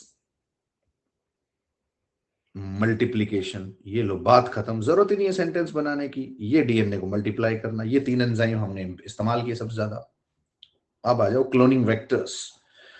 how do these enzymes know that they have to cut specifically? भाई डीएनए को स्टेन किया जाता है बाकायदा, और एंजाइम को, हाँ, ये अपने आप थोड़ी हो रहा है, लैब में आप कर रहे हो, नेचुरली थोड़ी हो रहा है भाई। बीटी का जीन कॉटन में अपने आप थोड़ी जुड़ा है, जाके लैब में तुमने किया है यार। आपने लैब में किया है, स्टेन करके डीएनए को बाकायदा किया जाता है। छोड़ दो उसको, लैब में क्यों जाना, इधर आओ। क्लोनिंग वेक्टर्स और व्हीकल डीएनए, करेक्ट। जैसे सबसे पहला तो व्हीकल डीएनए हमने लिख दिया, प्लाज्मिड का इस्तेमाल होता है। We are using plasmid, correct. दूसरा, एक वेक्टर इस्तेमाल होता है, उसे कहते हैं बैक्टीरियोफेजेस। बैक्टीरियोफेजेस, शायद, क्या हमने वायरस के बारे में पढ़ा, जब पढ़ा था बैक्टीरियोफेजेस के बारे में, when I talked about virus in the beginning part. तो bacteriophages are basically virus infecting bacteria, infecting bacteria. देखो जब मैं एप्लीकेशंस में आऊंगा तो फेज थेरेपी इस बार के लिए बड़ा इंपॉर्टेंट है। फेज थेरेपी, कार्ट या स्कार्टा, ये इस बार के लिए बड़ी इंपॉर्टेंट टर्म्स हैं, ठीक है। तो ये सब पढ़ेंगे हम। तीसरा, देखो प्लाज्मिड तो हो गया बैक्टीरिया का डेरिवेटिव, बैक्टीरियोफेजिस हो गए वायरस के डेरिवेटिव। इसके अलावा एक है यीस्ट आर्टिफिशियल क्रोमोसोम्स, मतलब ये लैब आर्टिफिशियल क्रोमोसोम तो लैब हो गया ना, ये फंगस का डेरिवेटिव हो गया। अब यीस्ट तो फंगस है, यीस्ट आर्टिफिशियल क्रोमोसोम। चौथा है बैक्टीरियल आर्टिफिशियल क्रोमोसोम्स, ये दोनों नेचुरल हैं, ये दोनों लेबोरेटरी वर्जन है। Yeast artificial chromosomes, bacterial artificial chromosome, yes. अब यूपीएससी का एक क्वेश्चन देखो, यूपीएससी ने 2-3 साल पहले, शायद 2022 में, एक क्वेश्चन पूछा था कि जेनेटिकली इंजीनियर्ड वैक्सीन आप बना रहे हो, तो मतलब बायोटेक का इस्तेमाल कर रहे हो, तो इसमें से किस किस को एज ए वेक्टर इस्तेमाल कर सकते हो? तो उसमें ऑप्शन था, स्टेटमेंट थी बेसिकली, कि bacteria and virus can be used as a vector in creation of genetically engineered vaccine. भाई बैक्टीरिया भी हो सकता है, वायरस भी, अगर फंगस भी दिया होता तो भी ठीक था, दैट इज ऑल्सो करेक्ट। तो यहां जब ये लिख दोगे चारों, तो इसके साइड में बड़ी इंपॉर्टेंट बात आपको पता होना चाहिए, all the three, bacteria, virus and fungus, can be used as vectors in biotech applications. Very important information, कि तीनों का इस्तेमाल हो सकता है। फंगस का चाहे लैब वर्जन है, आर्टिफिशियल क्रोमोसोम है, बट है तो फंगस का ही ना, करेक्ट।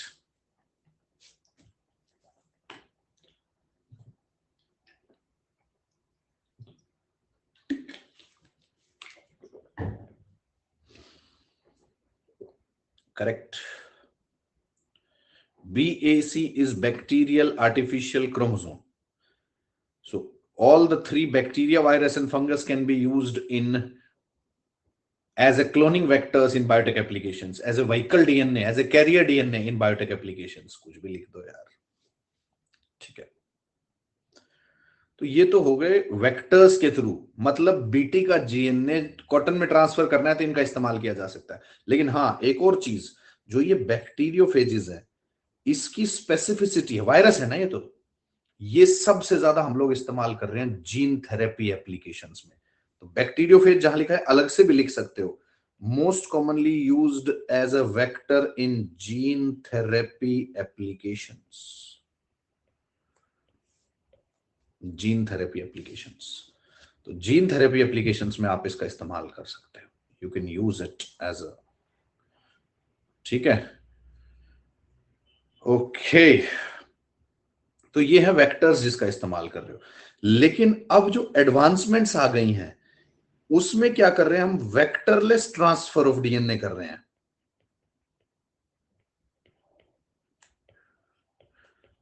और तुम्हें ऑनेस्टली बताऊं तो ये मैं 7-8 साल से वेट कर रहा हूं कि इसको यूपीएससी पूछ क्यों नहीं रहा है. मतलब वेक्टर का इस्तेमाल कर रहे हैं वो तो ठीक है, प्लाज्मिड पे क्वेश्चन आना है तो बहुत आसान सी बात है. वेक्टरलेस ट्रांसफर जिसमें इनकी जरूरत ही नहीं है, मतलब बैक्टीरिया बीटी से सीधा कॉटन में डीएनए जाएगा. तो ये तो टेक्नोलॉजी है यार, ये पता नहीं यूपीएससी पूछ क्यों नहीं रहा है. यस, क्या पता तुम्हारे लिए ही. मतलब मैं हर बार यही उम्मीद जब स्टूडेंट्स में जगाता हूं कि क्या पता तुमसे ही पूछा जाए, लेकिन नहीं पूछा गया है भाई अभी तक. जैसे पहला, सबसे पहले माइक्रो इंजेक्शंस.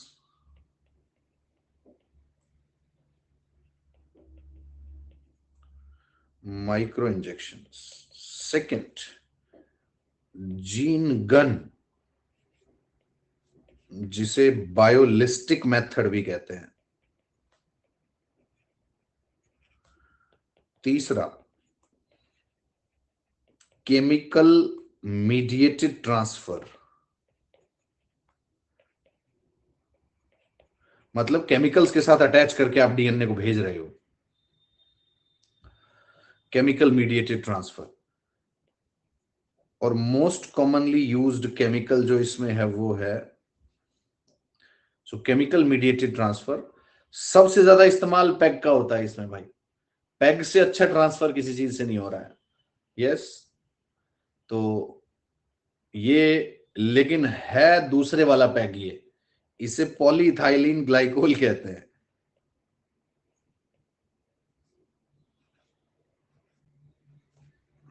ठीक है. केमिकल मीडिएटेड मतलब केमिकल्स के साथ अटैच करके जीन्स को भेजा जाए. डिटेल नहीं पढ़नी यार, नाम बता रहा हूं सिर्फ. जब मैं कह रहा हूं मैं 7-8 साल से वेट कर रहा हूं कि जब से ये न्यूज में रहती हैं चीजें कि आ क्यों नहीं रहा है. बायोटेक का कोई कॉर्नर नहीं छोड़ा यूपीएससी ने जहां से क्वेश्चन पूछे. माइक्रो सैटेलाइट डीएनए में चले गए वो नालायक, लेकिन ये नहीं पूछ रहे. चलो कोई बात नहीं.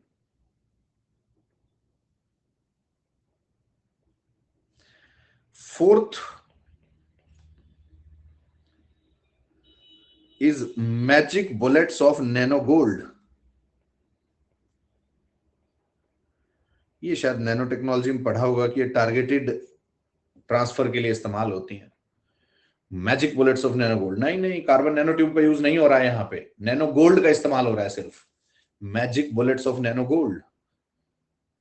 तो ये 4 चीजें हैं जो आपका वेक्टरलेस ट्रांसफर है. देखो इसमें ना तो प्लाज्मिड की जरूरत, ये क्या है, आर्टिफिशियल चीजें हैं ना, मतलब नॉन लिविंग चीजें हैं, इनके साथ अटैच करके डीएनए भेज दिया, टेंशन खत्म. नैनो गोल्ड में गोल्ड होता है? नहीं नहीं, नैनो ऐसे मजाक में लिखा हुआ है गोल्ड यार. इसमें टाटा नैनो नैनो होती है भाई. नैनो गोल्ड में गोल्ड थोड़ी होता है, टाटा नैनो है तो. अरे उसमें लिखा हुआ है गोल्ड है, गोल्ड है वो, और क्या है, नैनो साइज का.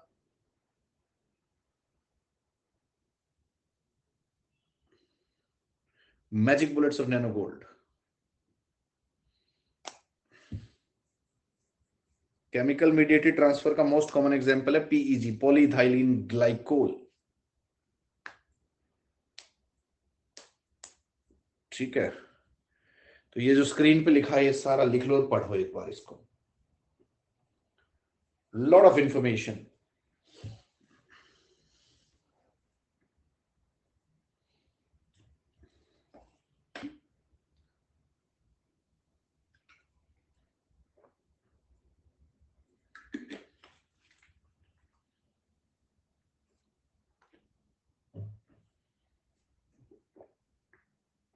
हाँ, nano gold is one of the most unreactive, बिल्कुल ठीक बात है भाई। नैनो गोल्ड की टॉक्सिसिटी ऑलमोस्ट जीरो है। नैनो गोल्ड की टॉक्सिसिटी ऑलमोस्ट जीरो है।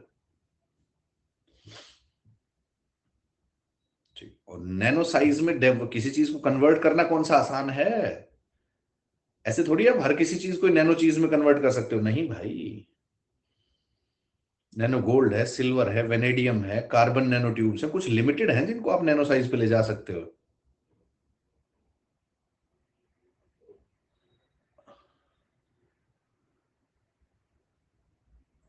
डर का कोई माहौल मत रखो यार, डरना किस चीज से है? और कोई जरूरत नहीं है यार, we are not going to lose anything. कोई जरूरत नहीं है डरने वरने की, मस्त रहो। अभी कोई लिख रहा था चूर चूर नान खाए, मस्त खाओ पियो यार, कहाँ टेंशन लेते हो? अरे अच्छा खाओ, अच्छा पढ़ो, खत्म।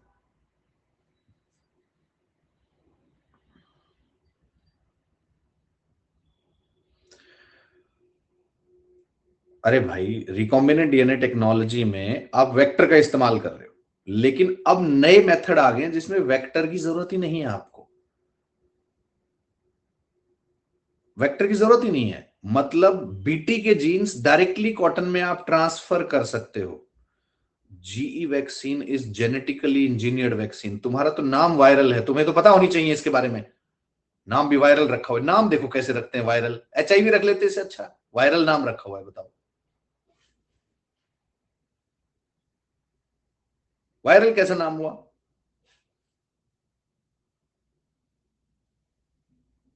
नहीं नहीं, आप गलत समझ रहे हो। रिकॉम्बिनेंट डीएनए टेक्नोलॉजी में अब नए मेथड्स आ रहे हैं, नए मेथड्स।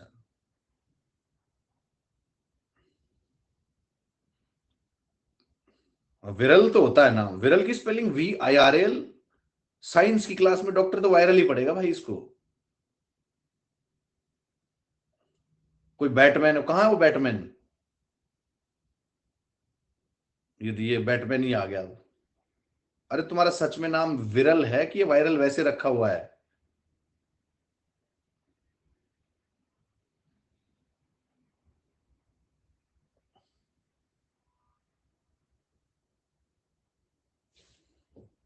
चलो,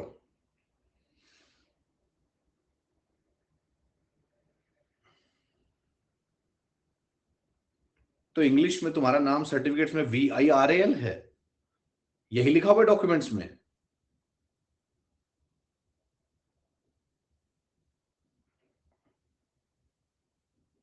ओहो, ये तो गड़बड़ है यार।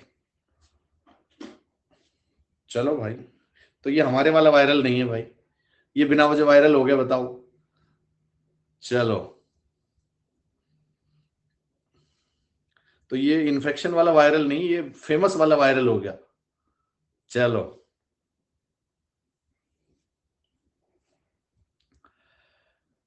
अरे रुक जाओ, RNA आई फिर इन पे रुक जाओ। ठीक है, ये हो गया, आगे बढ़ो। RNA सारा आएगा यार, मुझे तरीके से आने दो, वहां पे एकदम से जंप नहीं करेंगे हम। चलो, ठीक है भाई, आगे बढ़ो।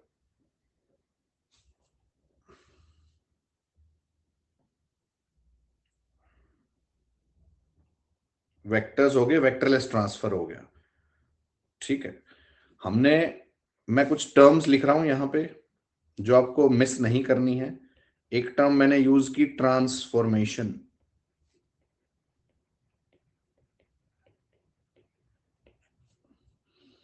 दूसरा टर्म मैंने यूज की है क्लोनिंग वेक्टर्स।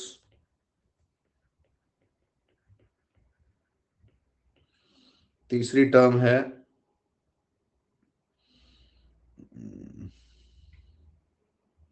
Vectorless transfer.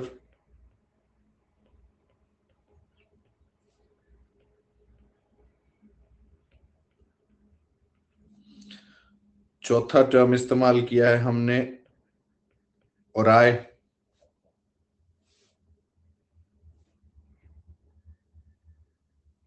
ओराय, बस करो, तुम अभी तक वही डिस्कस कर रहे हो, इधर आओ अब।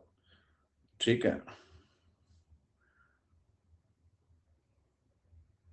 तो आज विरल वायरल हो गए हैं। Transformation, cloning vectors, vectorless transfer, ओराई,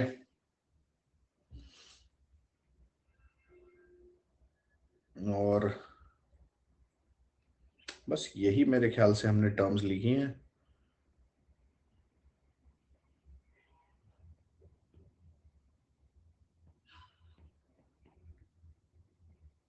ठीक है जी, चलिए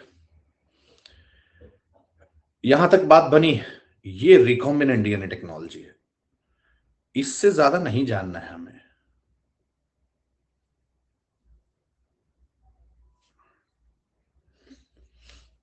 न्यूज में क्या है उसको थोड़ा होल्ड पे करो, अभी न्यूज का भी नंबर आएगा।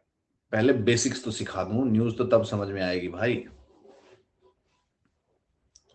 ठीक है, तो ये आपका पहला एडिटिंग टूल था जिसकी हमने बात कर ली, और यही ज्यादा डिटेल है। इसके बाद इतना डिटेल है भी नहीं हमारा, बहुत ज्यादा डिटेल वाला ऐसा कोई इंफॉर्मेशन है नहीं, यही था जो डिटेल ज्यादा है। ठीक है, अब हम लोग आगे बढ़ सकते हैं भाई।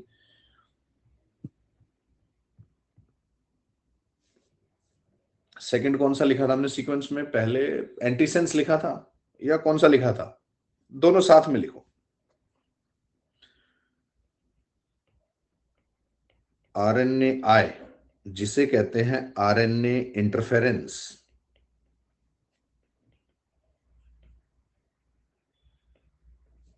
RNA interference. दूसरा टर्म है AST, antisense technology.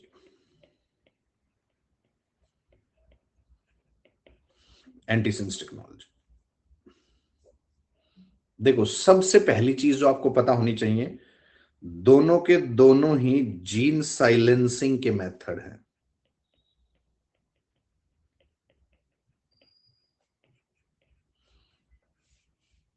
Both are methods of gene silencing, दोनों जीन साइलेंसिंग के मेथड है, लेकिन एग्जैक्टली सेम नहीं है दोनों।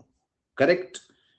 आरएनए इंटरफेरेंस जो मेथड है, इस मेथड में ये एक नेचुरल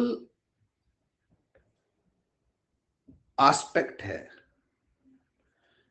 ये एक नेचुरल एस्पेक्ट है जिसमें क्या है, लेट से देखो जीन को साइलेंट करना है तो एमआरएनए के आगे प्रोटीन नहीं बनना चाहिए, तभी तो वो जीन साइलेंट होगा। एमआरएनए अगर प्रोटीन बना देगा तो जीन साइलेंट कैसे हुआ? वो जीन तो फिर एक्टिव है। तो एमआरएनए से प्रोटीन नहीं बनने देना आपने। तो एमआरएनए क्या है? सिंगल स्ट्रैंड का होता है मॉलिक्यूल। आरएनए सिंगल स्ट्रैंड का मॉलिक्यूल होता है, और इसको बेस बना के इस पे प्रोटीन बनता है, वो ट्रांसलेशन प्रोसेस है, ये तो हम बात कर चुके हैं। तो इसमें क्या होता है आरएनए इंटरफेरेंस में, ये जो आरएनए था, इस आरएनए के साथ एक और स्टैंड आके अटैच हो जाता है, ये लो। मतलब आरएनए जो कि सिंगल स्ट्रैंडेड होता था, उसकी जगह आरएनए अब डबल स्ट्रैंडेड हो गया है। ये नेचुरली होता है किसी जीन को साइलेंट करने के लिए। जब नेचुरली हो रहा है, अब डबल स्ट्रैंडेड हो गया, तो ये आरएनए एक बेस की तरह काम ही नहीं कर पाएगा प्रोटीन बनाने के लिए। इसका मतलब है कि इस एमआरएनए के लिए हम टर्म यूज करते हैं कि ये आरएनए अब डिग्रेड हो गया है। डिग्रेडेशन ऑफ आरएनए, डिग्रेड हो गया ये एमआरएनए।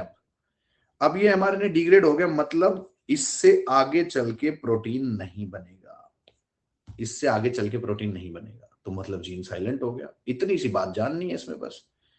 दूसरा जो मैकेनिज्म है, ये जो मैकेनिज्म है ये नेचुरली नहीं हो रहा है, ये मैन इंड्यूस्ड है। देखो ये नेचुरली हो रहा है, लेकिन अब हम इसको लैब में यूज कर रहे हैं, ये बनाया ही लैब में गया है, ये नेचुरली हो ही नहीं रहा है। इसमें क्या होता है, इसमें सिंगल स्ट्रैंडेड आरएनए से ही करते हैं। सिंगल स्ट्रैंडेड आरएनए, देखो सबसे बड़ा डिफरेंस तो दोनों में यही हो गया कि आरएनए आई में डबल स्ट्रैंडेड आरएनए का इस्तेमाल होता है for gene silencing. Antisense technology में क्या होता है, सिंगल स्ट्रैंडेड आरएनए का इस्तेमाल होता है for gene silencing. For gene silencing, correct. तो इसमें क्या करते हैं हम लोग भाई, जो ये आरएनए का स्ट्रैंड था जिस पे प्रोटीन बेस बनना था, जो आप बनने नहीं देना चाह रहे, यही तो आपको करना है, करेक्ट। तो जिस आरएनए का मल्टीप्लीकेशन होना है, और फिर आगे चल के प्रोटीन बनना है, फिर आगे चल के प्रोटीन बनना है, उस आरएनए के साथ एक आप ये कह सकते हो कि बाइंडिंग मैकेनिज्म क्रिएट होता है। मतलब कुछ इस तरीके का डुप्लीकेशन होता है उस स्ट्रैंड का, दोनों ही लैब में हो रही है, बट ये नेचुरली भी होता है, नेचुरली हो रहा है, ये नेचुरली नहीं हो सकता, this is not naturally correct. तो इसमें क्या है, जो ये लैब वाला है, इसमें आरएनए के स्ट्रैंड्स के ऊपर आप कुछ इस तरीके की चीजें बाइंड कर देते हो कि वो आगे मल्टीप्लाई नहीं कर पाता प्रोटीन्स के लिए। इसका तो एक स्ट्रैंड ही आके अटैच हो गया, इसको तो अटैक कर दिया, ये तो खत्म हो गया। इसमें क्या होता है, आरएनए तो बचा हुआ है, लेकिन उस आरएनए के साथ कुछ इस तरीके की बाइंडिंग्स हो जाती हैं, वो बाइंडिंग्स इस आरएनए को प्रोटीन बनाने नहीं देती। इसमें तो ट्रांसलेशन होना पॉसिबल ही नहीं है, इसमें ट्रांसलेशन को रोक रहे हो आप, इतना डिफरेंस है बस, ज्यादा इधर उधर सोचने की जरूरत ही नहीं है। एक एक सेंटेंस में दोनों खत्म करो, बस ये याद रखो दोनों जीन साइलेंसिंग के मेथड है, इसकी इनकी कोई डिटेल नहीं करनी है आपको। एएसटी में आरएनए का जो स्ट्रैंड था उसके साथ ये समझ लो आपने कुछ प्रोहिबिटिव मैकेनिज्म लगा दिया। लेट्स से यहां से प्रोटीन बनना शुरू होना था, यहां पे आपने लॉक लगा दिया कि आगे नहीं काम करने देंगे तुम्हें, खत्म बात। यस, आप ट्रांसलेशन को ब्लॉक कर रहे हो। अब देखो, यूं तो बेटा टेक्निकलिटी में जाए तो ट्रांसलेशन के लिए राइबोसोम्स की इंपॉर्टेंट है, तो राइबोसोम है वो आरएनए के साथ, तो राइबोसोम और आरएनए आपस में मिल ही नहीं पाते। आपने राइबोसोम को मूव ही नहीं करने दिया कि बेटा इससे आगे जाने नहीं देंगे, तो राइबोसोम आरएनए के पास गया ही नहीं, आरएनए के पास गया ही नहीं, तो आगे राइबोसोम बढ़ा ही नहीं, राइबोसोम बढ़ा नहीं तो टीआरएनए था उसको आगे अमीनो एसिड ही नहीं दिखा कोई, तो वो पूरा मैकेनिज्म आगे है फिर। ठीक है, सीधा मतलब ये है, इसमें आरएनए खत्म हो रहा है, इसमें आरएनए इनएक्टिव हो रहा है, तो दोनों ही केस में जीन साइलेंट हो गया, बस कोई डिटेल नहीं चाहिए। जैसे एक एग्जांपल दूं, आरएनए इंटरफेरेंस, आपने एक टर्म सुना होगा जीएम मस्टर्ड, जीएम मस्टर्ड में हमने आरएनए इंटरफेरेंस का इस्तेमाल किया। और एक टर्म आपने सुना होगा flavour saver tomato, flavour saver tomato, उसमें हमने एंटीसेंस टेक्नोलॉजी का इस्तेमाल किया। करेक्ट, अब लिखो, बस दो सेंटेंस लिखो, खत्म करो, please right, just write 2 sentences. RNA interference, it is a natural gene silencing mechanism, natural पे फोकस होना चाहिए आपका, it is a natural gene silencing mechanism, it is a natural gene silencing mechanism where a double stranded RNA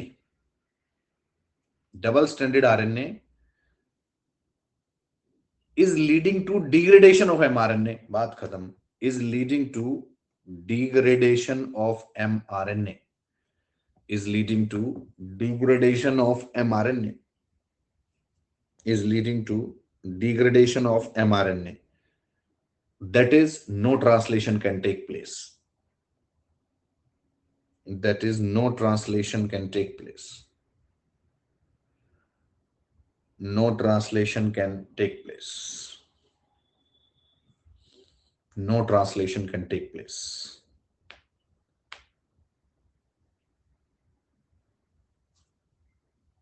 No translation can take place. Like used in creation of GM mustard. For example, used in GM mustard. For example, used in GM mustard.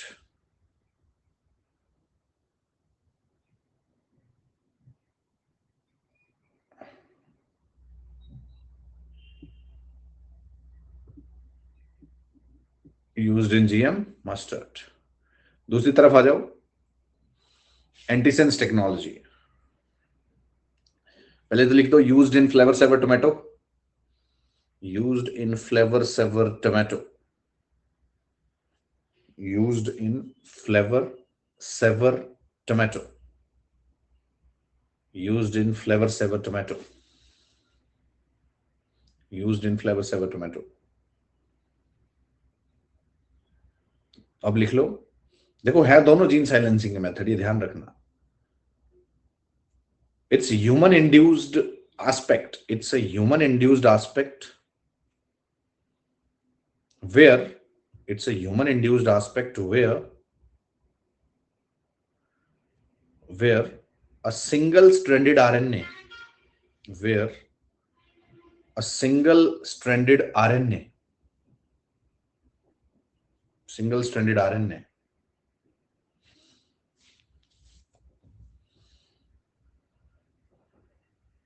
is used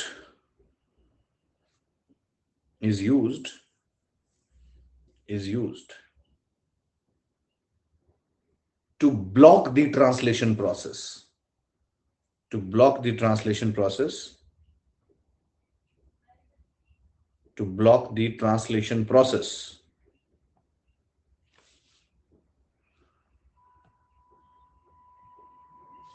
to block the translation process। ठीक है जी, बस कुछ भी नहीं है, कोई detail नहीं, जितना पढ़ा रहा हूं उतना। ठीक है जी, अब आ गए हम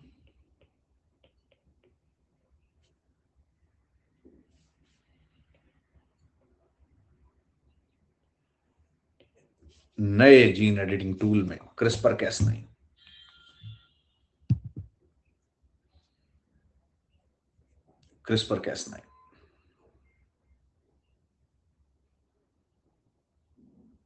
करे भाई शुरू। क्रिस्प वो तो छोटा सा टॉपिक था, उसमें कुछ नहीं था, यहां थोड़ा सा दिमाग लगाना पड़ेगा।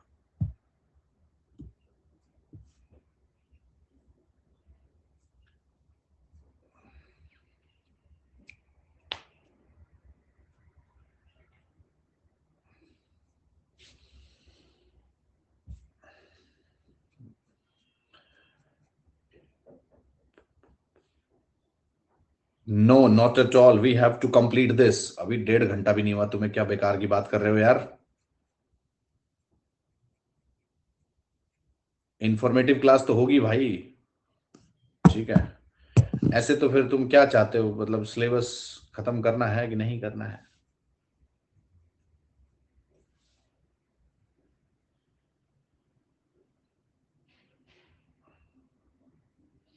हाँ, ये मैंने मान ली तुम्हारी। आराम से 2-3 मिनट ब्रेक ले लो, ये लो। ठीक है, तो मेरी एनिवर्सरी तुम्हें क्या मतलब है, तुम बैठ के पढ़ो।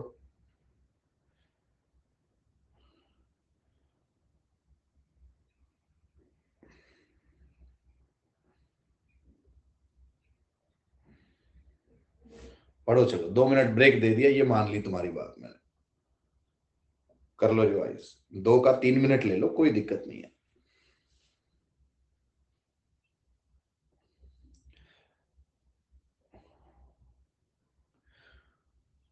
2.5 घंटे 3 घंटे, ये जयदीप जोशी भी, इसके भी कोई गड़बड़ तो है दिमाग में कहीं, तो इसमें कैस9 ने कोई तो अटैक किया है।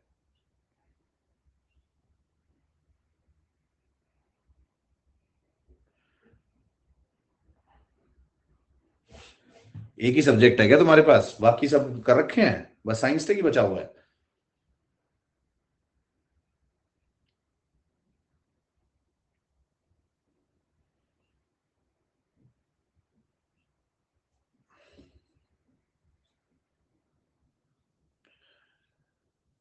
यार इतनी ज्यादा इंफॉर्मेशन होती है, 2 घंटा भी बहुत है। अरे तो उम्र तो निकल, कमाल है, इस आधे घंटे में ही तुम्हारी उम्र निकल रही है। जिस टाइम पढ़ना था उस टाइम कहाँ थे बेटे, ये बताओ। कितनी एज है तुम्हारी भाई, जयदीप जोशी?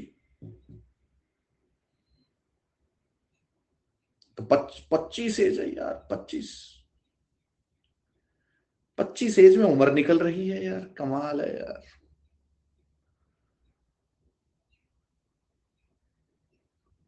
तो राजस्थान से तुम्हें तो टेंशन वैसे नहीं होनी चाहिए भाई। देखो 25 उम्र है तो क्या बाल विवाह हुआ क्या, ये बताओ पहले तो। इसको कौन से 25 की उम्र में विवाह हो सकता है, इसका हो रखा हो? हाँ भाई जोशी जी।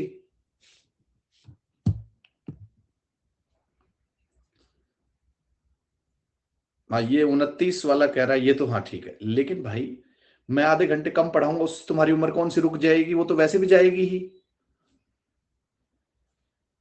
वो तो वैसे भी जाएगी।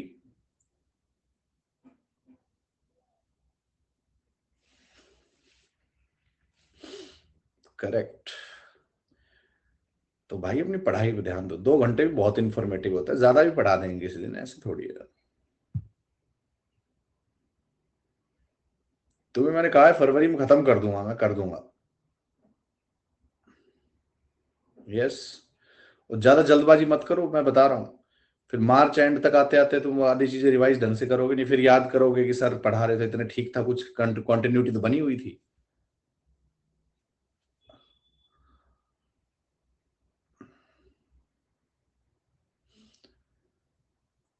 भाई एएम प्लेटफॉर्म पे और सब्जेक्ट के फैकल्टी का मुझे कोई नहीं पता यार। देखो, कोई ऐसा हुआ जो जिसको ज्यादा बहुत वो नहीं करना। HCH बैच कल परसों में अनाउंस हो जाएगा भाई। HCS अभी तो वीकेंड पे चलेगा, मतलब फरवरी में 2 दिन चलेगा वीक में, मार्च में 3 दिन कर देंगे, अप्रैल में फिर बढ़ा दे, ऐसे करेंगे उसको। करंट अफेयर तो वीकली चलेंगे भाई, अप्रैल तक में तो चलेंगे ही चलेंगे, उसमें कोई डाउट नहीं है। इकोनॉमी का यार हमें कोई, ऐसे तो बहुत लोग अप्रोच करते हैं कि सर हम भी यहाँ पढ़ा लें, लेकिन कोई कोई बंदा तो मिले। ऐसा क्या फायदा तुम उसको, हम पढ़वाएं तुम गालियां दो फिर आके कि सर इस इससे बेटर तो ये जोशी जी पढ़ा लेते हमारे, कहाँ किसको ले आए आप।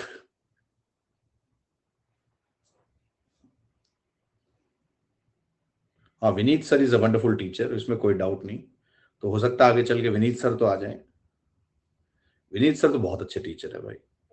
मतलब मैं पिछले 15 साल से, थोड़ा 12 13 15 साल से यूपीएससी को जितना जानता हूँ, ज्योग्राफी के उनसे अच्छे कोई टीचर नहीं है। कोई टीचर नहीं है उनसे अच्छे, चाहे कितने ही सीनियर हो कितने ही जूनियर हो, उनसे अच्छा कोई टीचर नहीं देखा मैंने ज्योग्राफी का अब तक। Is such a wonderful teacher. Rizwan sir, Manocha sir मैंने सब देखे हैं, मैं ये नहीं कह रहा वो अच्छा नहीं पढ़ाते, बट जो विनीत सर की स्किल्स हैं as per the requirement of the exam, correct, वो कोई कोई नहीं है उनके मैच का, उनके बोर्ड वर्क। ये प्रिंस जो तुम नाम लिख रहे हो, मैं बस ज्यादा कहना नहीं चाह रहा यहाँ पे कुछ।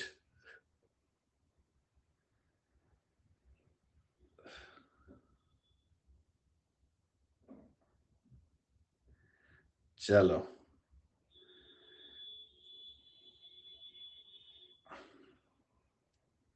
चलो जी, अब back to the discussion. Vineet sir किसी प्लेटफॉर्म पे नहीं, वो हमारी तरह आलसी हैं अभी, जब वो निकलेंगे हाइबरनेशन से बाहर। उन्होंने इस विंटर में ब्रेक लिया था कि इस विंटर मैंने कहीं नहीं पढ़ाना। एक्चुअल में सर की जो वाइफ हैं, वो इंडियन आर्मी में डॉक्टर हैं, मतलब थी।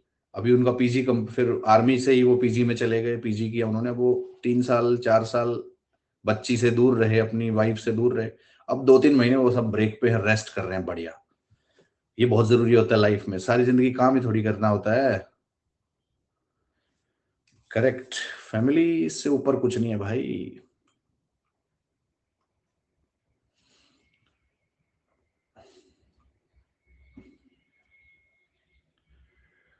डिमोटिवेट मत होना भाई।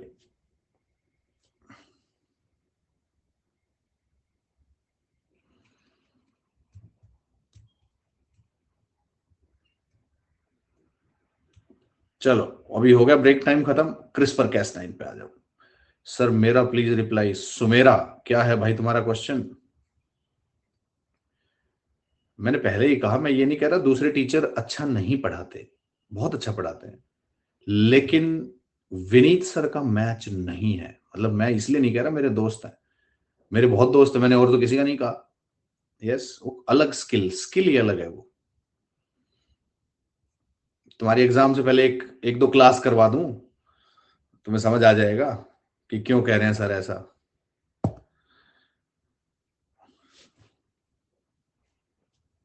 टॉपिक बता।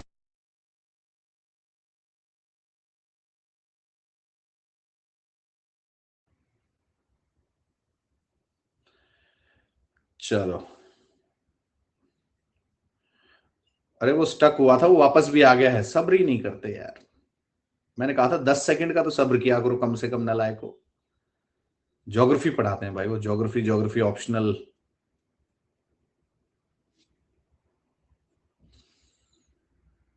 MK सर कौन है ये? यार तुम ऐसे ऐसे नाम ले रहे हो, मैंने कभी सुना ही नहीं है। MK सर कौन है? और विनीत सर का तो टेलीग्राम चैनल भी मैंने शेयर किया था, उनके वीडियोस उनके यूट्यूब पे पड़े होंगे। चलो भाई,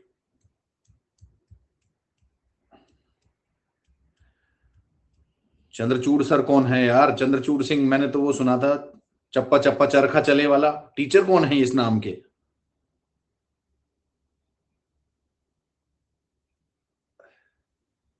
एम के सर हैं कौन भाई? नाम तो बताओ। एम के सर कौन है यार ये? एम के यादव? ओहो, तुम लोग क्या कोचिंग करने ही आए हो दिल्ली में? पढ़ते खुद से भी कुछ हो? पता नहीं क्या। ठीक है।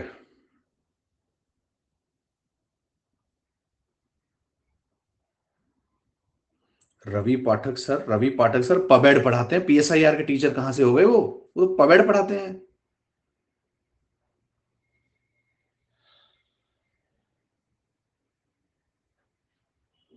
ओहो, चलो भाई, अब काफी डिस्कशन हो गया है यूपीएससी फ्रेटर्निटी के ऊपर।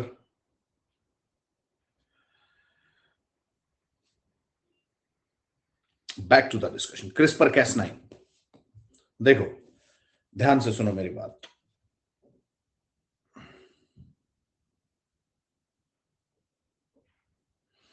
अब मैं जो पढ़ा रहा हूं वो पढ़ लो। ये पता नहीं किस किस के नाम, जॉन रॉल, अरे यार शुक्र है ट्रंप नहीं लिखा इसने यहां पे। पढ़ो बैठ के।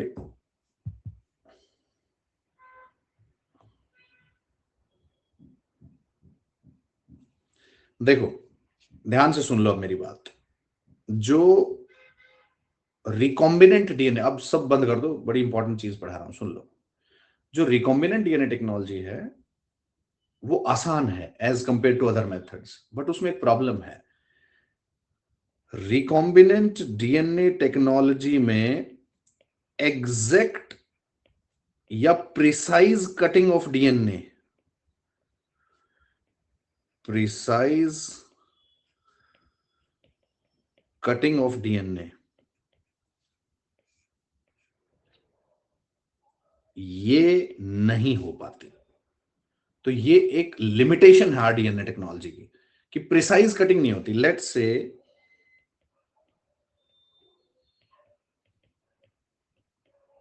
ये सेगमेंट है और आपको इस जी से लेके और इस सी तक कट करना है।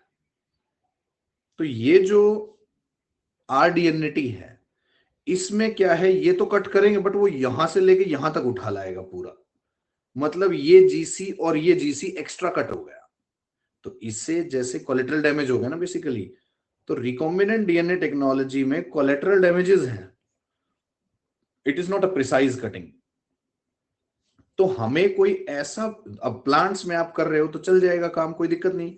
लेकिन ह्यूमंस एनिमल्स के केस में, पर्टिकुलरली ह्यूमंस के केस में, you need precise cutting. Let's say Alzheimer's को लेके आप लोगों को जीन एडिटिंग करनी है।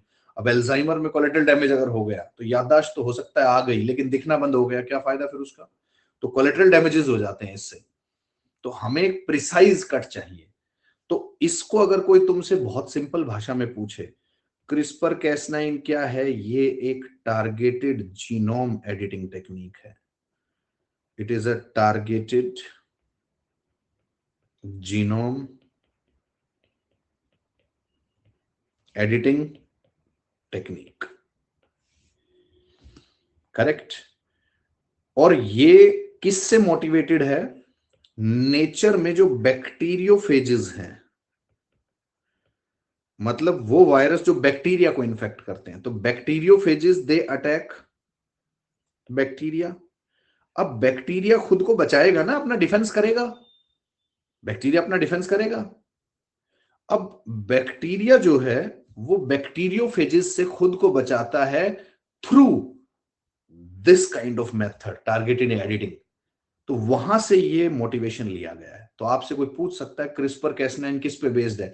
वो है natural defence mechanism of bacteria against bacteriophages. Natural defence mechanism of bacteria against bacteriophages, उसके ऊपर बेस्ड है ये। This is what is based on that. अब जो ये मेथड है, पहले तो इसकी अगर मैं फुल फॉर्म की बात करूं, when we talk about the full form of this, तो कोई बहुत ज्यादा परेशानी वाली चीज नहीं है। फुल फॉर्म शायद ना पूछे यूपीएससी। ये फेमस ही क्रिस्पर के नाम से, clustered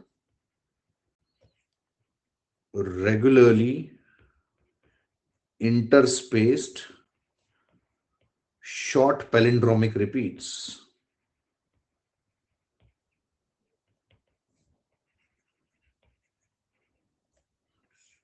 clustered regularly interspaced short palindromic repeats. और जो Cas9 है यहां पे जो लिखा हुआ है, ये एक मॉलिक्यूलर सिजर है। जैसे बाकी मॉलिक्यूलर सिजर्स हमने लिखे थे रिकॉम्बिनेंट में, तो ये भी मॉलिक्यूलर सिजर है। ये बैक्टीरिया से डिराइव होता है। क्रिस्पर एसोसिएटेड प्रोटीन कहते हैं इसको। कैस की फुल फॉर्म कोई पूछे तो ये क्रिस्पर एसोसिएटेड से कैस बना है, क्रिस्पर एसोसिएटेड प्रोटीन है ये। करेक्ट। अब ये जो बैक्टीरिया, ये जो Cas9 है, ये हम डिराइव करते हैं बैक्टीरिया से। और कौन सा बैक्टीरिया सबसे कॉमनली इस्तेमाल किया जाता है? Streptococcus pyogenes. याद रखना है, Cas9 is derived from the bacteria Streptococcus pyogenes. ठीक है, ये जो बैक्टीरिया है इससे हमने Cas9 डिराइव किया। और ऐसी क्या खासियत है इस Cas9 में कि ये भाई बिल्कुल प्रिसाइज कट कर देगा जहां पे चाहिए। क्यों? क्योंकि ये एक इट जो एक Cas9 है, यहां लिख रहा हूं, इट वर्क्स विद जीआरएनए, जिसे आप कहते हो गाइड आरएनए। नाम में लिखा हुआ ये गाइड करेगा, जीआरएनए और गाइड आरएनए। ये सिंथेटिक फॉर्म ऑफ आरएनए है। क्योंकि नेचुरल फॉर्म्स ऑफ आरएनए तो आपको पता है, आरआरएनए, टीआरएनए, एमआरएनए, 3 होते हैं। तो गाइड आरएनए, जीआरएनए स्पेसिफिकली बनाया जाता है। अब इसमें होता क्या है, देखो सिर्फ सिंपल भाषा में समझाता हूं। A T G C, G C A T G C. आपको कट करना है जी से लेके टी तक। यस। तो Cas9 को ये नहीं पता कि कहां कट करना है। Cas9 का काम है ये लो भाई कट लगाना, ये लो हटा दिया। लेकिन कितना कट करना है वो उसे नहीं पता।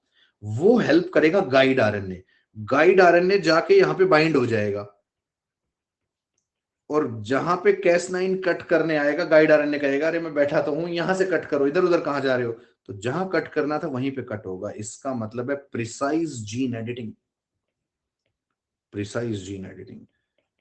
इतना शोर मचाया हुआ ये है क्रिस्पर, खत्म है ही कुछ नहीं।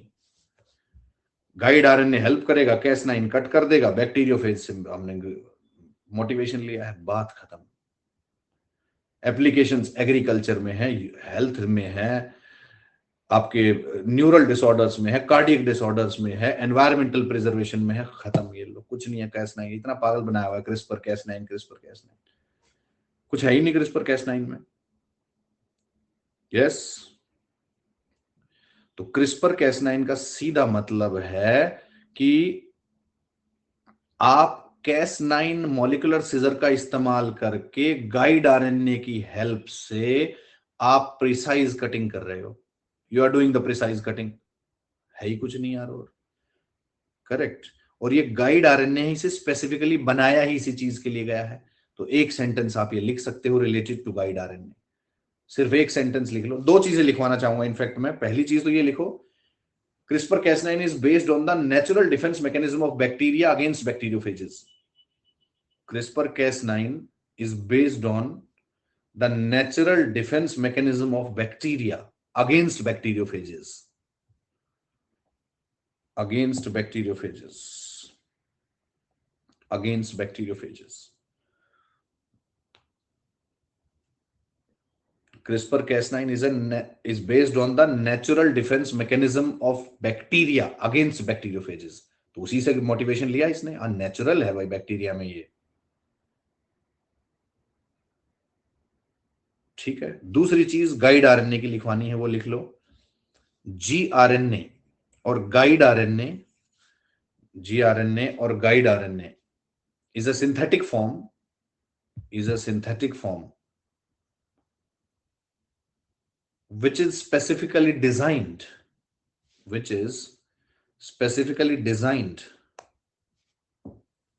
to find which is specifically designed to find and bind with which is specifically designed to find and bind with specific segments of DNA. With specific segments of DNA.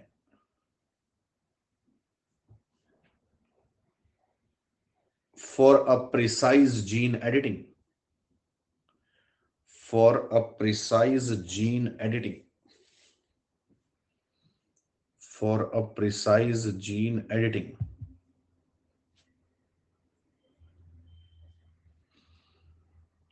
Precise gene editing. Correct. Specifically designed to find and bind with the specific segments of DNA for precise gene editing. Potential applications खत्म करो ये लो. Potential applications: agriculture, environment preservation,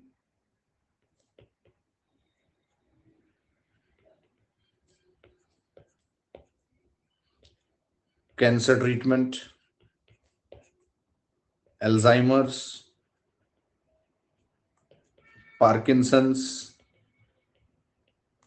heart issues, medicine discovery. ये लो यार, कोई limit ही नहीं है.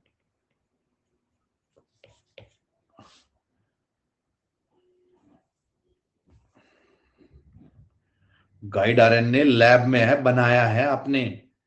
अभी तो लिखा सिंथेटिक. सिंथेटिक का मतलब क्या होता है भाई? बैक्टीरिया में जो आरएनए था वो नेचुरल था, वो अपना काम कर रहा था, उसी को देख देख के कॉपी बना ली हमने, वो लैब में बना लिया बस.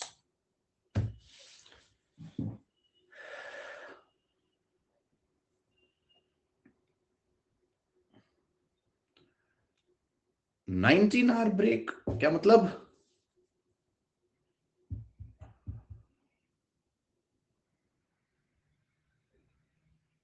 हाँ, 19 आवर ब्रेक. बिना वजह इंटेलेक्चुअल बन रहा है. शाम को 6 बजे मिलने की बात कर रहा है ये. हाँ,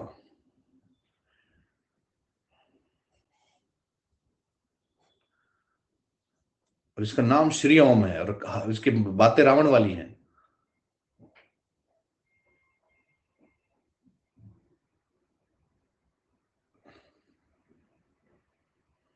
चलो जी.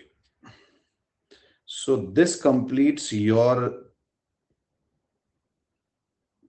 Biotechnology related basics. ये पाटिल साहब की कोई कंफ्यूजन रह गई, रुको भाई.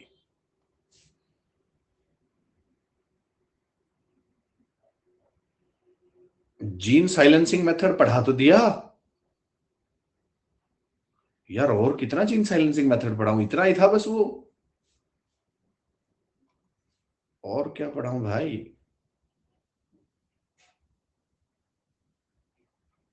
और ये जयदीप जोशी को क्या दिक्कत है?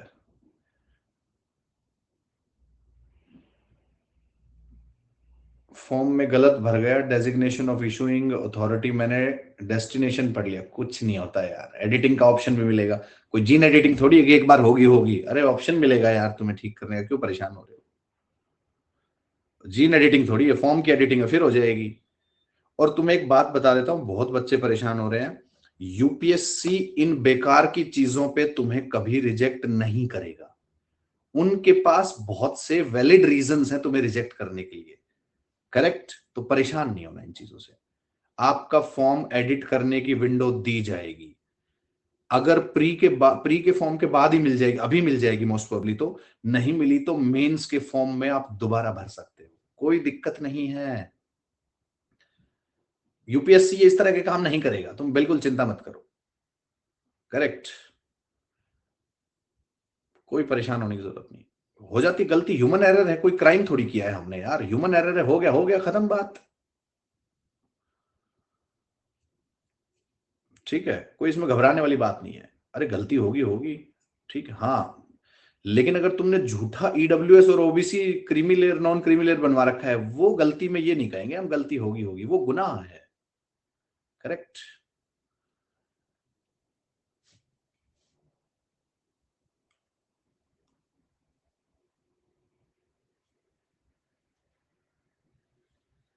एंटी सेंस टेक्नोलॉजी अटका रह गया क्या? चलो सुन लो, देखो, आरएनए इंटरफेरेंस और एंटी सेंस टेक्नोलॉजी दोनों के दोनों ही आपके जीन एडिटिंग के टूल्स हैं। आरएनए इंटरफेरेंस में आप नेचुरल मैकेनिज्म को कॉपी करके लैब में काम कर रहे हो। डबल स्ट्रैंडेड आरएनए से आपने एमआरएनए को खत्म कर दिया, जिसकी वजह से प्रोटीन नहीं बनेगा। ये है आरएनएआई। एंटीसेंस टेक्नोलॉजी है जो कि नेचुरली नहीं हो रहा था, आपने लैब बेस्ड मेथड डिराइव किया है एक। उसमें क्या कर रहे हो आप, जिस एमआरएनए से आपको प्रोटीन नहीं बनने देना, उस एमआरएनए के साथ आप कुछ ऐसी चीज बाइंड कर दोगे, कोई केमिकल बाइंड कर दिया, कुछ और बाइंड कर दिया, या उसकी आप पोलैरिटी चेंज कर दोगे, कुछ ना कुछ आरएनए में चेंजेस कर दोगे, जिसकी वजह से वो राइबोसोम के मूवमेंट को रोक देता है। राइबोसोम का मूवमेंट रुक गया, मतलब सीधा का सीधा मतलब है प्रोटीन की सिंथेसिस रुक गई, और अल्टीमेटली आउटकम दोनों का सेम आया कि जीन साइलेंट हो गया। इतनी चीज याद करनी है यार बस। रेफरेंसेस अपने इंडिविजुअल होते हैं यार, पर्सनली मैं बता दूंगा, कोई ऐसी बात नहीं है। ठीक है, आप मुझे मैसेज ड्रॉप कर देना प्लीज, मैं आपको बता दूंगा। आपकी अपनी चॉइस जो है, पहले तो वो बताना मुझे, फिर उसके हिसाब से ही बता सकता हूँ बस मैं। देखो, शुरू के 4-5 तो आपके अपने होते हैं, उसके बाद थोड़ा सा आपको कंफ्यूजन हो सकता है। कास्ट सर्टिफिकेट स्टेट ही इशू करता है, बट हमें फॉर्मेट सेंट्रल गवर्नमेंट का चाहिए जो यूपीएससी ने दिया हुआ है। इतनी सी तो टेक्निकलिटी है सिर्फ यार। अब कोई बात नहीं, मैसेज किया है तो इतना समझो भाई, आज मेरा थोड़ा पर्सनल डे था तो मैं नहीं कर पाया हूँ रिप्लाई तुम्हारे मैसेजेस की, तुम्हारे फोन हो सकता है ना उठा पाया हूँ, तो थोड़ा सा सब्र कर लो यार, भेज दूंगा मैं रिप्लाई। करेक्ट। अब तुम्हारी मैं प्रेफरेंस के चक्कर में तलाक करवा लूं आज का दिन भी? यार कैसी बातें कर रहे हो यार, तुम्हारी प्रेफरेंस वेट कर सकती है एक दिन के लिए? करेक्ट। चलिए जी, तो अब हमारे पास है एप्लीकेशंस का पार्ट। सारी एप्लीकेशन नहीं पढ़ाऊंगा, जो 10-15 सबसे प्रोमिनेंट है, सबसे प्रोमिनेंट है, वो एप्लीकेशंस उठाएंगे। करेक्ट। और 10-15 तो कम है बेटे, जो ये फाउंडेशन में मेरे से पढ़े इनसे पूछो, 10-12 तो मैंने हेल्थ हेल्थ में पढ़ाई थी इनको, एग्रीकल्चर अलग रह गया। नहीं नहीं, आज नहीं पढ़ रहे, कल पढ़ेंगे। ठीक है, तो 10 यार सीधी सी बात, 10-15 तो हो ही जाएंगी।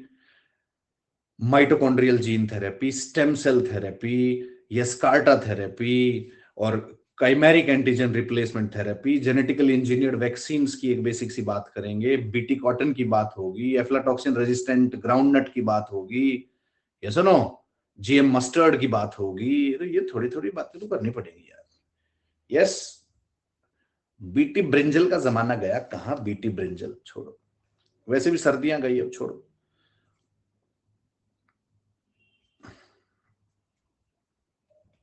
ठीक है जी, मैं उतना पढ़ाऊंगा जितना एग्जाम के लिए काम आ सकता है। ठीक है जी, बीटी ब्रिंजल भी पढ़ लेना यार, मुझे क्या दिक्कत है। I will see you tomorrow at 6 PM। That's all for today, thank you very much.